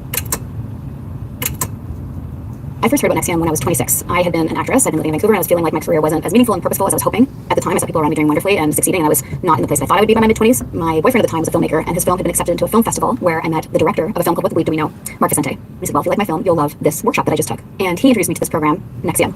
NXIVM is the umbrella for a number of different organizations. Executive Success Program is one of them. There were lots of very intelligent, strong, successful people in their field who joined NXIVM. Heads of state, entrepreneurs, actors, but everybody has what we call situational vulnerabilities. The program was a mixture of personal and professional development. It was more the promise of the community and doing something more meaningful and purposeful. I was a big personal growth junkie. My parents are both therapists, so I was totally open to this concept of personal development and growth, and I've been raised with the idea that you can make a difference and you can leave the world better, and this seemed like the way to do it. What we thought we were doing in NXIVM was looking at those belief systems so that we could evolve and become the people we want to be. It was very easy for me just to preach about it. I say preach now because I feel like looking back I was very evangelical about it. You know, I found the path, I found the way, and the results of the work on me were palpable. I started to book more. I had a lead role in a film that was at the Toronto Film Festival. So people around me thought, the proof was in the pudding. Unfortunately, I saw many red flags. I just had no idea what I was looking at. I was introduced to Keith Raniere as the most ethical, humanitarian, and one of the top 3 problem solvers in the world when I met him. I thought he'd created this curriculum that was groundbreaking and was going to change the personal development space, and he had invented something nothing short of a miracle. That's what I thought. After every class, we'd say, thank you, Vanguard, like bowing to somebody in the room that's not even there. So by the time anyone met him, they'd already have an immense amount of respect for him. I thought if this man created this curriculum that changed my life, so in front of me, I'd be honored to meet him, like I was meeting somebody, like meeting the Dalai Lama or something. I was very reverent of him, and I was. And at the same time, I was underwhelmed by his appearance. He had like the scraggly Jesus hair and the very unassuming, very sort of normal nerd vibe. He was definitely kind of sheltered. He'd come out every now and then. It would be like this hush and rush in a space where you're like, oh, Keith is coming, Vanguard's coming. He was charismatic in that he was very good at holding space for a room. He was very articulate, although he did use a lot of what I now know as word salad, where he would pontificate and tell, share some truth of the world that would resonate very deeply, and then go off on other tangents that I kind of miss and think, did I miss that? I didn't quite understand that, but everyone else is smiling and nodding, so I think, oh yeah, I'm smiling now too, because I missed that one. And that was definitely part of his sort of mystique, is this eyebrow intelligence. He always wanted to keep up and understand and learn and glean from him. I thought he was celibate. When I met him and was introduced to him, and when people spoke about him, they said he was a renunciate, so he had no personal possessions. He didn't own anything in a car, he didn't own his home, because he's so evolved. He's like a spiritual leader. He's a monk. He doesn't need possessions. He doesn't need sex. He's a renunciate, celibate, evolved man. I found out many years later that he was actually a con man, a sociopath, a narcissist, sex addict. That was a front for Keith to have a pipeline of basically fresh women for his sexual gratification. I never got too close to him. There was always something that I just didn't feel good around him. But I thought that was my limitation at the time. The name NXIVM, we were told at the time it was a made-up word that he created that was like a merging of Greek and Latin, something to do with like a gathering space. But later we found out that NXIVM was the root Nexum, which had to do with debt bondage and slavery. I'd say the main tenets of all of the companies within NXIVM was 1, personal responsibility. In other words, I cause everything in my life. Again, really helpful to own your life and your effects, but the downside of that is that if I say, hey, I don't like this thing that happened to me, it can always be flipped back in your face, and then the abuser won't take responsibility. The packaging of NXIVM at the time was called Executive Success Programs. ESP itself was the idea that you could evolve yourself and your limiting beliefs and become the person that you want to be with this tool set that apparently only this group had, and it was cutting edge technology in the space, in personal development. This first training was actually 5 days, and it was just over $2,000 at the time. We're looking at belief systems. We're also learning basic life skills, time management, the communication, learning how to build your self-esteem, understanding how to interact in business dealings, scripting for asking for what you want in a way that is direct and honest and integrous. So there's a mixture of both business and professional. The setup for most of the executive success trainings and the different programs under NXIVM was what was called inductive learning, what we thought was inductive learning. Nobody was just talking at us. The setup was normally we'd be in a small circle, we'd be answering questions about different topics, and then there'd be a video on the screen, and Nancy Salzman, Keith Raniere's right-hand woman, she would be explaining the concepts, and then we would go, oh, I see, that's what it is. And then there'd be another round of discussion, and then a breakout group, and then a debrief. Sometimes there were forums. Keith would do a forum where he would answer questions. In the initial signing of the application, there was a lot of pressure, a lot of what we call scarcity mentality, like this is your only opportunity, and this might not come back your way again, and I had a bit of FOMO, and I didn't want to miss out. So that pressure that I felt to sign up right at the beginning was the very first red flag. The head trainers very systematically and succinctly shared that we are here. I committed to my growth. I paid money to grow, and that any growth would be uncomfortable, which is true. So they said if you feel uncomfortable and you have the urge to bolt, we ask that you stay in the room and talk to one of the coaches and not leave. In one of the early trainings, there was a game called Rating and Ranking where we had to, in a circle, before we would answer the questions, put everybody in categories of most to least. I think it was attractive, honest, intelligent. I had many instances when I wanted to leave, but I also knew that I could get my money back, and I wanted to please Mark and show him that I was, strong enough to get through this. It can take as little as 3 days to indoctrinate somebody into a new belief system if they're open and there's enough repetition. which is what happened. I think that if anyone were to spend 10 to 12 hours a day with a therapist for 5 days, you'd work through a lot of stuff personally. And so I did. I looked at different aspects of my life and what was working and not working. It's almost like I cleared away the cobwebs or, lifted up a veil. And when I left, I could see clearly. I understood myself better. I understood other people better. So one of the things that we were proud of at the time in NXIVM is that we believed that the personal development, even the therapy world, was not measurable. There's no way to tell, are you growing, are you successful? So we thought that we had this martial arts system of growth and development, and that when you join NXIVM, you'd get a sash, just like you get a belt in karate. I got to green sash, and I was very proud of it at the time, because I believe there were somewhere between 12 and 14 when I left out of the whole company. I was part of a circle of friends, mostly actors, a little women's group that I actually helped coordinate, and I just came back to that group and I said, I found the answers, I found the thing that we've all been looking for to take our careers to the next level and work through all the stuff in our personal lives that are stopping us from being optimal. I felt like I had the map to success, a secret handbook that nobody else had. At that point, I'd spent thousands of dollars, and that number crept up over the years to way over $100,000. People paid anywhere from $2,000 to $10,000 for trainings, and I don't know what the most anyone's ever spent, but hundreds of thousands of dollars on curriculum. And really where NXIVM managed to expand is they tapped into certain echelons, specifically the political elite in Mexico, who were very well off. People paid to take trainings, and then that payment would go to the people running the trainings, the people producing the trainings, but the bulk of it went to the organization itself. And depending on where you were in that hierarchy, you'd get none of the money or a lot of the money. And of course, that was always met with the feedback from the upper rank saying, well, you just need to work through your issues so you can get to the next level, which would be where you get paid. I was one of the people that did get to that level, and then they would use people like me as poster, like I was really a poster child for those other people. Like, look, Sarah can do it, then anyone can do it. So the headquarters for NXIVM, the mothership, was in Albany, New York. Mark and I opened the first Canadian center in Vancouver in 2009. There were centers in Mexico City, Monterrey, Guadalajara, Leon. I used a lot of my own personal money to keep it going because the percentage that the company gave you to run the center wasn't nearly enough to even pay rent. And it's a similar structure to what I see in a lot of organizations, especially MLMs, multi-level marketing, which is built on this idea of what I call, it's actually a chapter in my book, the illusion of hope. I always felt frustrated with the growth of the company. There was always things that didn't make sense, like why don't we have a new website? I had an opportunity to bring the curriculum into Lululemon. Lululemon was using Landmark as their curriculum at the time. They wanted a new curriculum. I heard that, and I got a meeting with Nancy and the people that were choosing which curriculum to use, and they were like, great, let's do this. And basically Keith said, you have to come to Albany and take a 16-day training. And they were like, can you come to Vancouver with the Lululemon? So if I didn't know any better, he was sabotaging things. This is an opportunity to bring NXIVM ESP executive success programs to Lululemon. Why wouldn't we do that? And I found out later it's because he knew that it was under scrutiny by such a high-level company. They would see through the facade that he was a charlatan. So he could only have it grow so much. She just wanted it to grow so much, so he had a certain amount of money and a certain number of, fresh young women at his disposal. I see now that it was 100% a pyramid scheme, in that it was a pyramid. There's somebody at the top and people below them, and the scheme was the lie. The lie is join this curriculum and you'll reach your success, reach your goals, have everything you ever wanted. But it was, again, the illusion of hope, dangled as a carrot to lure people in.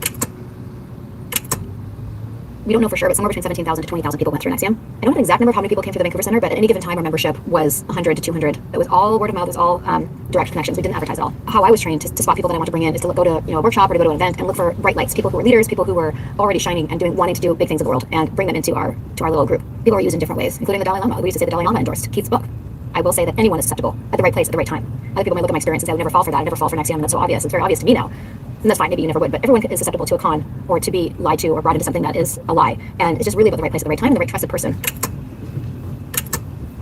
I got married to Nikki Ames, and we had our baby in 2014. I've been there for 9 years, and all of a sudden, mother, and my values priority shifted. My internal commitment was starting to fall apart. The years leading up to that, it was falling apart, but I was still so attached, and I really wanted to make this work, but I couldn't see it. In the same way, a lot of people greatly revered and put Keith on a pedestal. I probably did that more with his second in command, Nancy, and Nancy's daughter, Lauren. Lauren was the head of education. She was only a year older than me, so I really resonated with her and see myself in her in terms of I wanted to be like her. She was a head trainer. She was very intelligent. I loved what she trained the curriculum because I knew that my friends, if they saw her on stage, would be like, this is it, I want to do this, because she was so relatable and so funny and stylish. So she's somebody who I really connected with probably the most in the whole program. I was invited into this badass boot camp for women by Lauren Salzman, who's somebody who I loved and respected. She was the godparents of my child at the time. DOS, which is what they called it, Dominus Obsequious Sororium, which I didn't know at the time what it meant. Now we know it means something about master over slave women. So just like with NXIVM, we thought it was this beautiful personal and professional development community, and it was actually a front for Keith to have a harem of women that he was coercing and controlling. But what we were told it was this group of women, like a sorority, who were going to hold each other accountable to their highest goals and their ideals. And so when she invited me to this thing that would take my growth to the next level, and I'd already committed to doing whatever it took to go to the next level, it was an easy yes. And then there's another element of it that was sort of exciting. Nobody knew about it. It was secret. It was a secret girls club. I knew that other women were in it, but nobody knew who was in it. And it was sort of hush, hush, hush. That part was fun. But I also knew that I was going to get a tattoo and be part of this, get an initiation and meet my sisters eventually. When I was first invited, I felt very uncomfortable. And of course, the response was, well, that's how you should feel.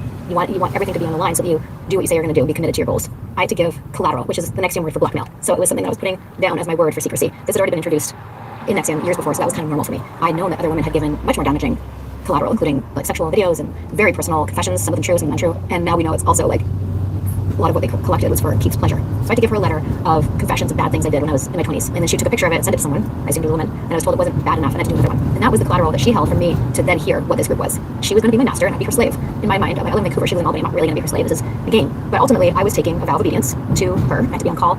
All of us had to have our phones on all the time. We had to be available to respond to our masters at any moment, even when we were sleeping. You couldn't be unavailable unless you were, in an elevator or in the ocean or something like that. Even when you were in the air, you were supposed to try to get Wi-Fi and let people know if you couldn't. It's so crazy. We had to respond within a certain time frame, and we found out once because we failed a drill, and we were told that someone could get locked up if we failed again. As soon as I committed to this thing, I had a pit in my stomach and felt that it was off, and was trying to figure out how to get out of it from the beginning. There were a number of things that kind of made me realize this is not a women's group. This is for Keith. ultimately, what woke me up is attending this ceremony, which is still to this day triggering to talk about, to walk people through. I flash back off into the moment of it and wonder how I got through it. It was unbelievably painful. Even when I gave birth, I had epidurals, and before the epidural was excruciating pain, but nothing was as painful as this. So imagine a brand that basically sliced the skin open slowly and created this design, what I now know is designed on purpose to create a trauma bond with my sisters and have us feel like we're part of the special thing, and that we wouldn't tell anybody, also because there's a level of embarrassment and shame. One of the reasons why cults like this go on to exist is because if people have the luxury of waking up and getting out, they don't want to tell anybody because they participated, and it's embarrassing. That night, when I was still indoctrinated and believing I was doing something in that world, I was doing something, this is part of the Nexium rhetoric, painful to prove my commitment and to develop character. I would prove my strength and my worth to myself, and then I could do anything. And I felt that way. I actually felt really proud of myself. Once I was fully in, then it was revealed that I would have to hand over new collateral every month. Now, this was a lifetime commitment I was making, so I'm thinking to myself, I gotta do this every month, and I gotta get more and more collateralized, more and more opportunity for it to be blackmailed for the rest of my life. What I found out shortly after leaving is that that's basically what Keith was doing with women from even before he started Nexium. He would bind them into some sort of obligatory relationship where he would have something over them. DOS was the first time it became systematized. So once I was fully collateralized, I was told that I had to give collateral every month, and then I also had to recruit my own slaves. Something that I didn't really want to do because I wasn't in myself. I was fully in Nexium, but this was like, I don't even know what this is. Like on one side of my brain, I'm thinking, I'm gonna get out of here. This is crazy. People think we're a cult. This is insane. And then the other part of me going, well, you're a green sash and you're committed to this, and the other women here are lower rank, and you gotta suck it up and be strong and be a leader to them because you committed. And my relationship with Lauren became very strained at this time because it was very much a similar dynamic of an abusive relationship, which now I know is what Keith was doing to her. And it wasn't actually the night of the branding that woke me up and snapped me out of it. It was weeks later when I realized that the symbol on my body, that symbol, when you look in the mirror and you turn your head to the side, was Keith's initials. I was trying to figure out how to get out because I didn't want to give collateral for the rest of my life, nor recruit a bunch of slaves into something that I didn't fully believe in yet. And meanwhile, a lot of things were happening. There were huge red flags, and specifically two of his closest friends from the beginning, Pancake and Barjeski, the purple sashes, the two purple sashes, the highest rank other than Nancy and Keith, died of cancer. The funerals were very strange because they were very showy and more like a wedding than a funeral. And I couldn't put my finger on it at the time, but I was very uncomfortable, especially when Pound died, because also he presented her as like his life partner. And at the same time, Mark Vicente, who had brought me in, was my business partner and helped me open the center. He was leaving. He wouldn't tell me why he was leaving unless I signed an NDA. Under that NDA, he told me what he knew, which was not the whole picture because he didn't know about the branding, but what he did know is that women were part of a secret group and they were getting assignments. Some of the women had the assignment to go seduce Keith, and that sex was involved. I knew about the branding because I'd been branded, and I somehow felt safe under his NDA to tell him what I knew. And together we had the first time we had a fully honest conversation about everything that we'd seen and experienced. And with that, we were able to piece together what we actually now know is the true nature of DOS. It was like a blackmail pyramid scheme with sex. And I believe that's what Keith's plan was for me. All of a sudden, all the things that had ever been said about Keith in the media, my friends and family, were all just suddenly glaringly true. And I woke up like that. It was not a slow thing anymore. It was just instant. The rug got pulled out from under me, and my reality got flipped upside down. Now I'm no longer this recruiter for a personal development group. I'm like part of this nefarious sex cult. And what are we gonna do now? And that was a very, very scary time because I didn't know who was in it. I didn't know how deep it was. I didn't know how much collateral people had. All I knew is I had to go. And Mark and Nibby and I and a few others, Mark's wife Bonnie, we just strategized very quickly how to get out and how to do it without them coming after us, which of course they did because they're the playbook. Silence defectors. We ended up having a whole strategy about how to basically cause a scene so that people would start to understand what's going on, but also step away in a way that they felt like that we wouldn't be a threat. Because Nexium didn't go after people who left. They went after people who left and said negative things. Marcus had set up a meeting for me at the FBI office, and I told him everything I knew, and then crickets. I had this image of them like storming the center and stopping the next round of branding, which was supposed to happen that week. But yeah, I went to them, and they didn't do anything, and so then we decided to go to the press, and the New York Times article came out in the fall of 2017, and that's really when the proverbial hit the fan. I mean, this was probably the most traumatic, scary time of my life. I wasn't sure if I was going to be followed, if they were going to come after me. They did. One of the leaders came to Vancouver and tried to get the Vancouver police to arrest me on a bunch of charges that they basically made up. Fraud, mischief, and theft. Apparently it was that article that got Maura Penza, my prosecutor hero in New York, to say, hey, we got to do something about this. And her and her team in the FBI acted very quickly to extradite Keith, who was hiding in Mexico like a little coward, and deport him and hold a trial and have an incredible legal stance that was quite obvious who the bad people were and who the good people were, and put him in jail for 120 years. In that time period where they don't know what I know, I was trying to let people, as many people know, the truth. I'm still shocked about what was revealed. Like, when we blew the whistle, there's what we knew, and then there was so much more revealed in the trial that was shocking, mind-blowing, incredibly upsetting to know all this was happening while we were involved. One of my dear friends who's married, who was in DOS and having to perform in sex acts with Keith, and just really horrific things that have just shocked me. Like, I thought I knew the worst of it, and it was so much more. And specifically with Lauren, what's heartbreaking is that I found out that he'd been promising her a baby. She was in it for the long term. She missed out an opportunity to be a mother because she was waiting for Keith to grant her that honor to carry his child, which he was promising to many women. The wake of Keith's destruction is unimaginable, and there's probably more than we know about. My understanding is that he was kind of playing the victim, and that he was misunderstood, and I believe his lawyer was always painting him as maybe unconventional but always a good man trying to help people, and that maybe went too far, but he was never trying to hurt anybody. Keith Miller is convicted of all 7 charges, including sex trafficking conspiracy, wire fraud conspiracy, forced labor conspiracy, and racketeering conspiracy. And the jury only took less than 4 hours to deliberate. It was very clear.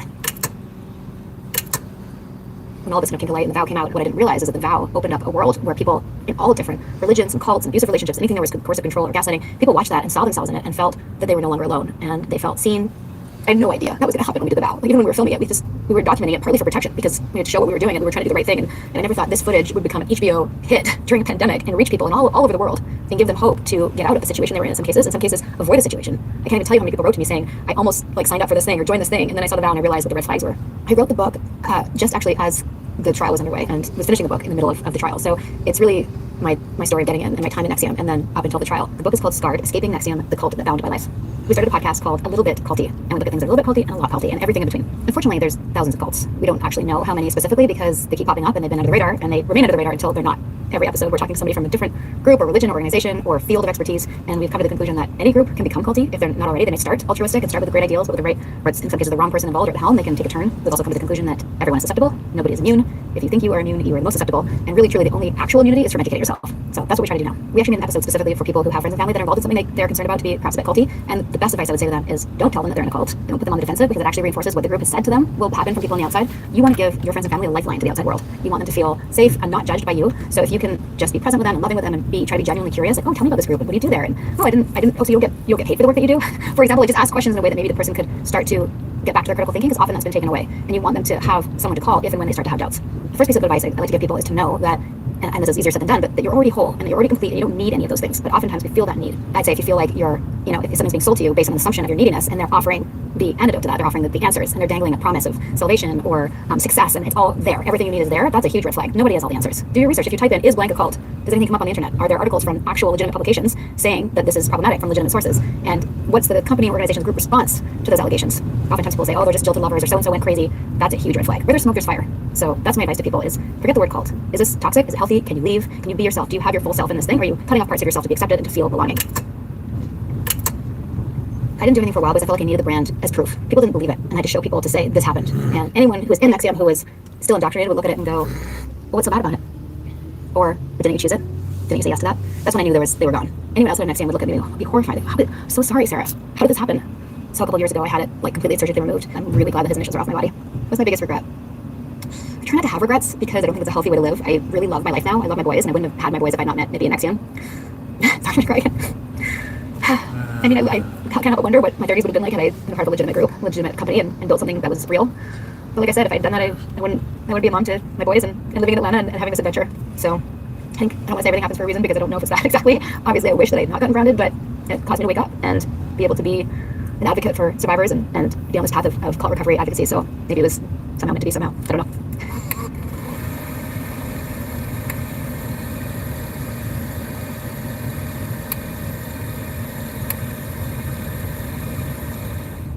Hi, I'm a producer on How Porn Works. If you enjoyed this video, then please subscribe and comment below with more ideas of topics you'd like us to cover in this series.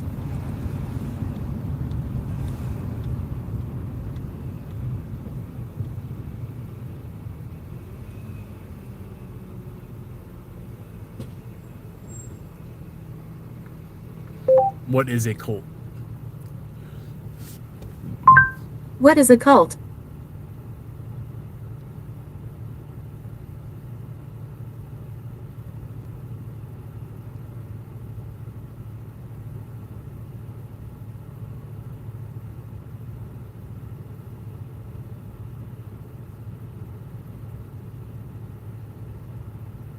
What do Gandhi, Martin Luther King Jr., and Hitler have in common? They were all obsessively studied by Jim Jones, the cult leader who convinced and coerced some 900 members of his People's Temple to drink poison Flavorade in 1978 in what came to be called the Jonestown Massacre. All these figures are known as charismatic leaders, people who inspire intense devotion or emotional attachment in their followers through their communication skills. While Jones had little in common with his men spiritually or philosophically, he was fascinated with their ability to sway people. Even from a young age, he exhibited a desire to control, and he knew that the best tool for the job was language. I'm Dr. Eric Rosowski, and this is Other Words. Other Words.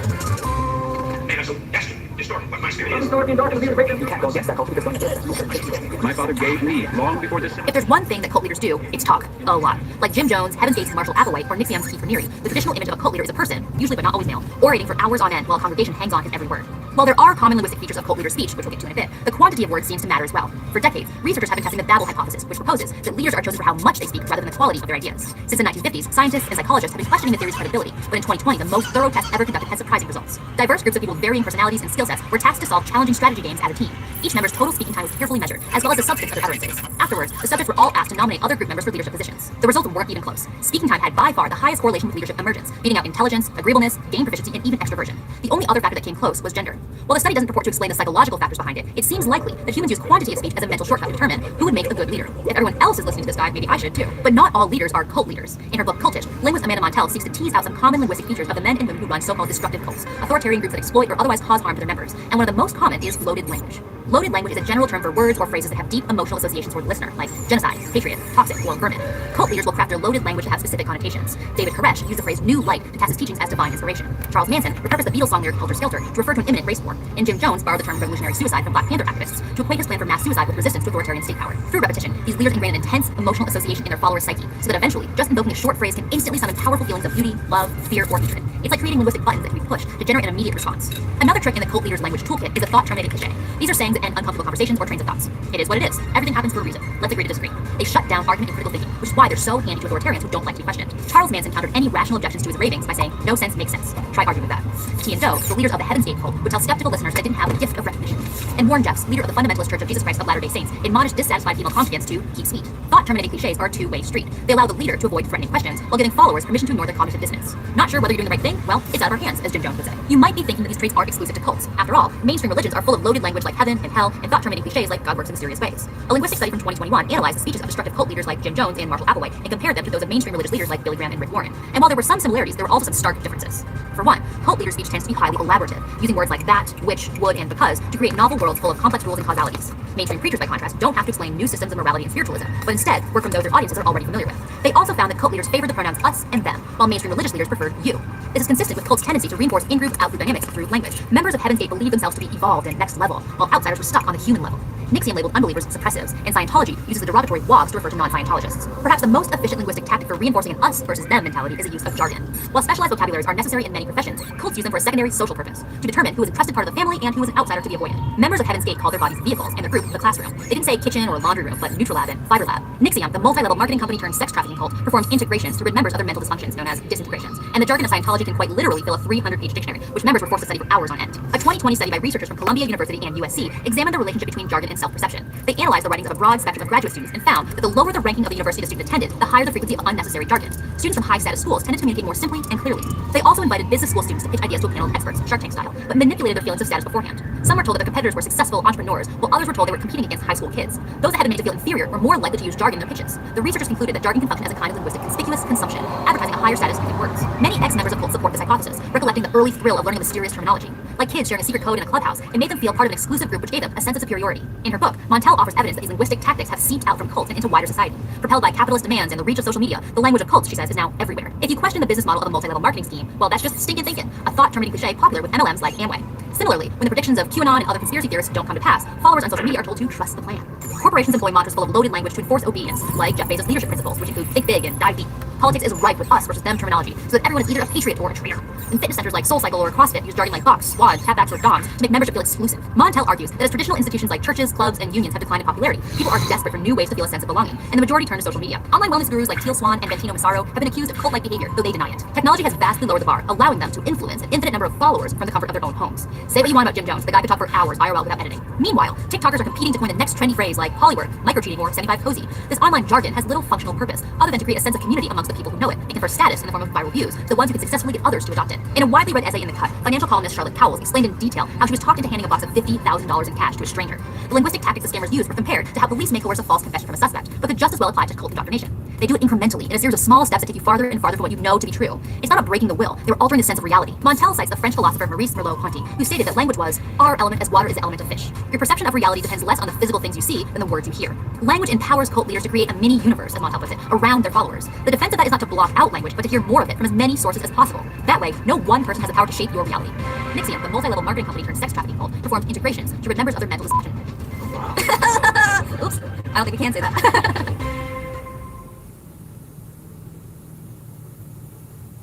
Broadly speaking, a cult is a group or movement with a shared commitment to a usually extreme ideology that's typically embodied in a charismatic leader. And while few turn out as deadly as Jonestown or Heaven's Gate, which ended in a mass suicide of 39 people in 1997, most cults share some basic characteristics.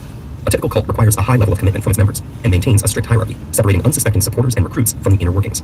It claims to provide answers to life's biggest questions through its doctrine, along with the required recipe for change that shapes a new member into a true believer. And most importantly, it uses both formal and informal systems of influence and control to keep members obedient, with little tolerance for internal disagreement or external scrutiny. You might wonder whether some of these descriptions might also apply to established religions. In fact, the word cultus originally described people who cultivated the worship of certain gods by performing rituals and maintaining temples. But in time, it came to mean excessive devotion. Many religions began as cults, but integrated into the fabric of the larger society as they grew. A modern cult, by contrast, separates its members from others. Rather than providing guidelines for members to live better lives, a cult seeks to directly control them, from personal and family relationships to financial assets and living arrangements. Cults also demand obedience to human leaders, who tend to be highly persuasive people with authoritarian and narcissistic streaks, motivated by money, sex, power, or all three. While a cult leader uses personal charisma to attract initial followers, further expansion works like a pyramid scheme, with earlier members recruiting new ones. Cults are skilled at knowing whom to target, often focusing on those new to an area, or who have recently undergone some personal or professional loss. Loneliness and a desire for meaning make one susceptible to friendly people offering community. The recruitment process can be subtle, sometimes taking months to establish a relationship. In fact, more than 2/3 of cult members are recruited by a friend, family member, or coworker, whose invitations are harder to refuse. Once in the cult, members are subjected to multiple forms of indoctrination. Some play on our natural inclination to mimic social behaviors or follow orders. Other methods may be more intense, using techniques of coercive persuasion involving guilt, shame, and fear. And in many cases, members may willingly submit out of desire to belong and to attain the promised rewards. The cult environment discourages critical thinking, making it hard to voice doubts when everyone around you is modeling absolute faith. The resulting internal conflict, known as cognitive dissonance, keeps you trapped, as each compromise makes it more painful to admit you've been deceived. And though most cults don't lead members to their death, they can still be harmful. By denying basic freedoms of thought, speech, and association, cults stunt their members' psychological and emotional growth, a particular problem for children who are deprived of normal developmental activities and milestones. Nevertheless, many cult members eventually find a way out, whether through their own realizations, the help of family and friends, or when the cult falls apart due to external pressure or scandals. Many cults may be hard to identify, and for some, their beliefs, no matter how strange, are protected under religious freedom. But when their practices involve harassment, threats, illegal activities, or abuse, the law can intervene. Believing in something should not come at the cost of your family and friends, and if someone tells you to sacrifice your relationships or morality for the greater good, they're most likely exploiting you for their own.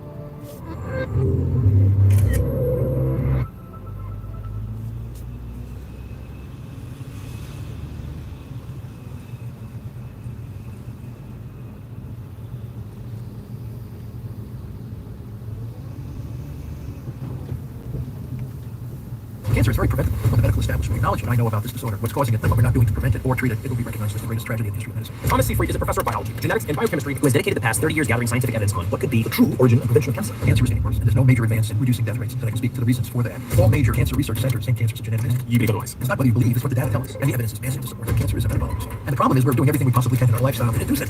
The scientific evidence is there. Like, for example, to know that cancer was extremely rare in African tribes.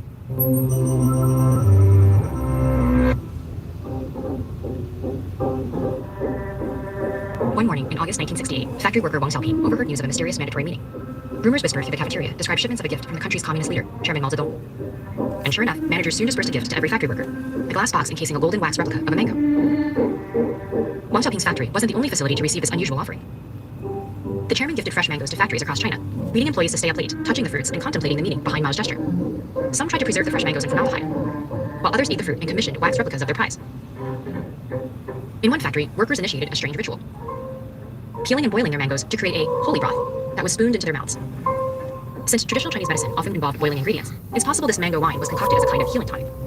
Soon, fables formed that the fruit ensured a long life, like the peaches of immortality from Chinese mythology. And by refusing to eat the mangoes himself, Mao had generously sacrificed his own longevity for the working class. But whatever Mao's intentions, this mango mania wasn't as frivolous as it might seem. And in fact, its harmless appearance hid a much darker truth. 2 years earlier, Mao Zedong had launched the Cultural Revolution, a decade-long political and ideological movement intended to erase capitalist thought and cultural traditions from Chinese society. To enact this plan, Mao called on the Red Guards, a student-led paramilitary group. He enlisted them to help eradicate the Four Olds, a vaguely defined set of customs, habits, and ideas often associated with the elite upper class. Mao's dogma was militant, and the Red Guard interpreted his vision as achievable only through violence. The Red Guard acted above law and order, ransacking temples and tombs, including those of dynastic royalty and Confucius. Homes were raided and piles of books burned in the streets. But the Red Guard's rampage went far beyond property damage. They began holding struggle sessions, public spectacles designed to shame so-called class enemies. Victims were accused of holding elitist capitalist values and were often forced to wear heavy signs detailing their crimes. The Red Guard pressured people to accuse their friends and family. They manipulated students to denounce their teachers and parents. They gradually morphed into torture and executions. After 2 years of the Red Guard's chaos, Mao recanted his support and sent 30,000 factory workers to fight the Red Guard at Tsinghua University. With the help of the People's Liberation Army, these factory workers succeeded, and Mao thanked them for their service with a crate of 40 mangoes. This gesture wasn't quite as generous as it appeared, since Mao was actually passing along a gift he received from Pakistan's foreign minister. But much worse, this reward was quickly tainted by the ideology of the Cultural Revolution. As a propaganda tool, Mao's mangoes demanded high levels of respect. Workers boarded unheated buses in sub-zero temperatures to visit mandatory mango exhibitions organized by the government. Factory workers were scolded for not holding their replicas securely. an instant, a man who remarked that the mango was nothing special and looked like a sweet potato, was arrested, tried, and executed. For reasons mostly unknown, the mango fever broke a year and a half later, after the Red Guard was dissolved and participants were sent to the countryside for re-education. The mystifying mango faded from official propaganda. Wax from the replicas were repurposed for candles during power outages, and today, you'd be lucky to find an antique mango tray or medallion while perusing a Beijing flea market. But the tale of Mao's mangoes is just a minor story amidst a decade of painful buried history. Discussion of the Cultural Revolution is restricted across China, and though some former Red Guards have attempted to challenge this policy by publicly reflecting and apologizing for their actions, they still avoid maligning Mao Zedong. Given the current political landscape of China, only time will tell when this history will be discussed openly and freely. In the 1950s, the United States was in the midst of its own political repression campaign. It was known as McCarthyism, and it destroyed thousands of lives and careers. So how did it happen? Trace the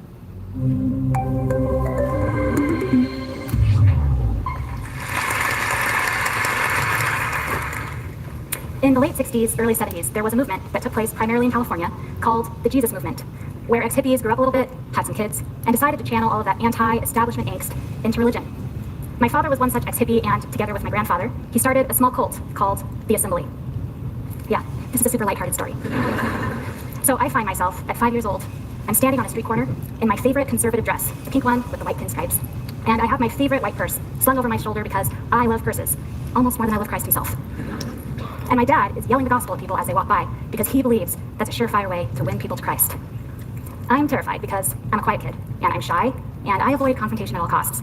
And even in my brief 5 years of living, I have learned that yelling the gospel can be interpreted by some as confrontational.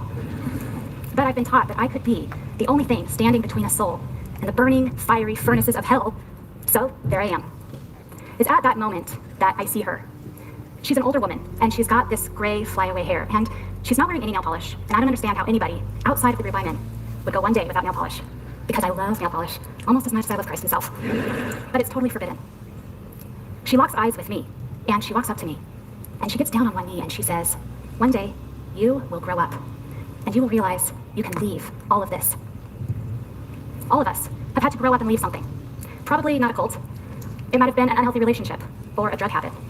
Maybe you just have a really strong sweet tooth. Leaving is incredibly difficult, but it is also completely life-changing. A fun fact that all cults share is that they reject the label cult. Even now, 16 years since I left, my parents will give me a list of reasons why the Assembly was not a cult. So fine, it wasn't a cult. It was an evangelical, fundamentalist, non-denominational religious fringe group whose charismatic leader could do whatever he wanted. But it wasn't a cult. Sure, we had some strange religious beliefs. You might even call them extreme. And we did live in communal homes together. Maybe we didn't exactly integrate into society with silly things like demanding careers. But it wasn't a cult because we had mainstream religious beliefs, like God is all present, God is all knowing, and women can't pierce their ears. We wanted to return to the simple life of the early Christians. Not sure we knew exactly how early we were talking. We didn't want to be literally thrown to the lions. But also, do women really need equality? So I guess, post-Augustine, but pre-feminist, early Christians. My grandparents, George and Betty, were in charge. George was a fantastic public speaker, a charismatic leader, and an abusive, narcissistic, pathological liar. My father was an elder, and my mother was his wife. But it wasn't a cult because women could go to the beach just like anybody, as long as we were fully clothed, because nothing derails the will of an almighty God like a woman in a one-piece. The Assembly targeted college-aged kids, vulnerable because they're on their own for the first time, and they're looking for a community, a place where they can connect with other people. Every summer, my dad would pack up, my mom, my sister, and I, and we would drive to another state to build the Assembly throughout the U.S. These trips are some of my favorite childhood memories. We had good times together, and we thought we were doing the work of the Lord. But as I grew up, I started to realize the work of the Lord has a lot of rules. If you're wondering what this life looks like, here's a list of things that were forbidden. Dating, television, science, ambitious females. Those things are so dangerous.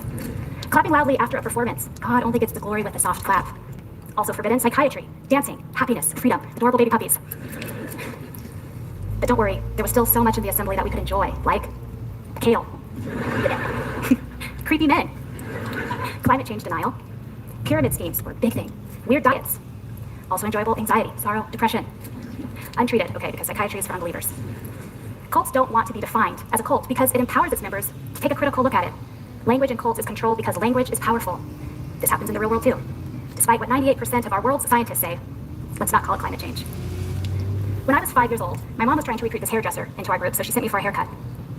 I told her that my secret hero was Mary Lou Retton, the Olympic gymnast, and she tried to cut my hair like hers. Basically, I came out of there looking like Javier Bardem in No Country for Old Men. Maybe a little less murdery. I was ecstatic. My parents were appalled. Short hair was God's plan for men only. At 5 years old, I had already foiled the Almighty God and his somewhat specific and kind of fragile plan for my hair. The assembly had a school for all the kids to go to through 8th grade. My mom was the principal for about 2 seconds until the elders realized they had mistakenly put a woman in charge. Women were never encouraged to be in the workplace, but if they had to be, they should not be in charge of men. That wasn't biblical. But remember, it wasn't a cult. It was a wonderful place to be a young woman. We didn't have the burden of forming our own opinions. The men got to do that heavy lifting. It's so luxurious to be told what to think, especially by wonderfully power-hungry men, like Elder Earl. Sure, he didn't see the wisdom in a good stick of deodorant. But when I was 15, and I had the gall to wear lipstick to a church meeting, he had the wisdom to tell me I had distracted him the entire 2-hour meeting because my lips were on my face. Revlon's light lip blush number 666 had kept this poor servant of God from hearing God's voice. That was my bad. I needed to apologize. Because the assembly did target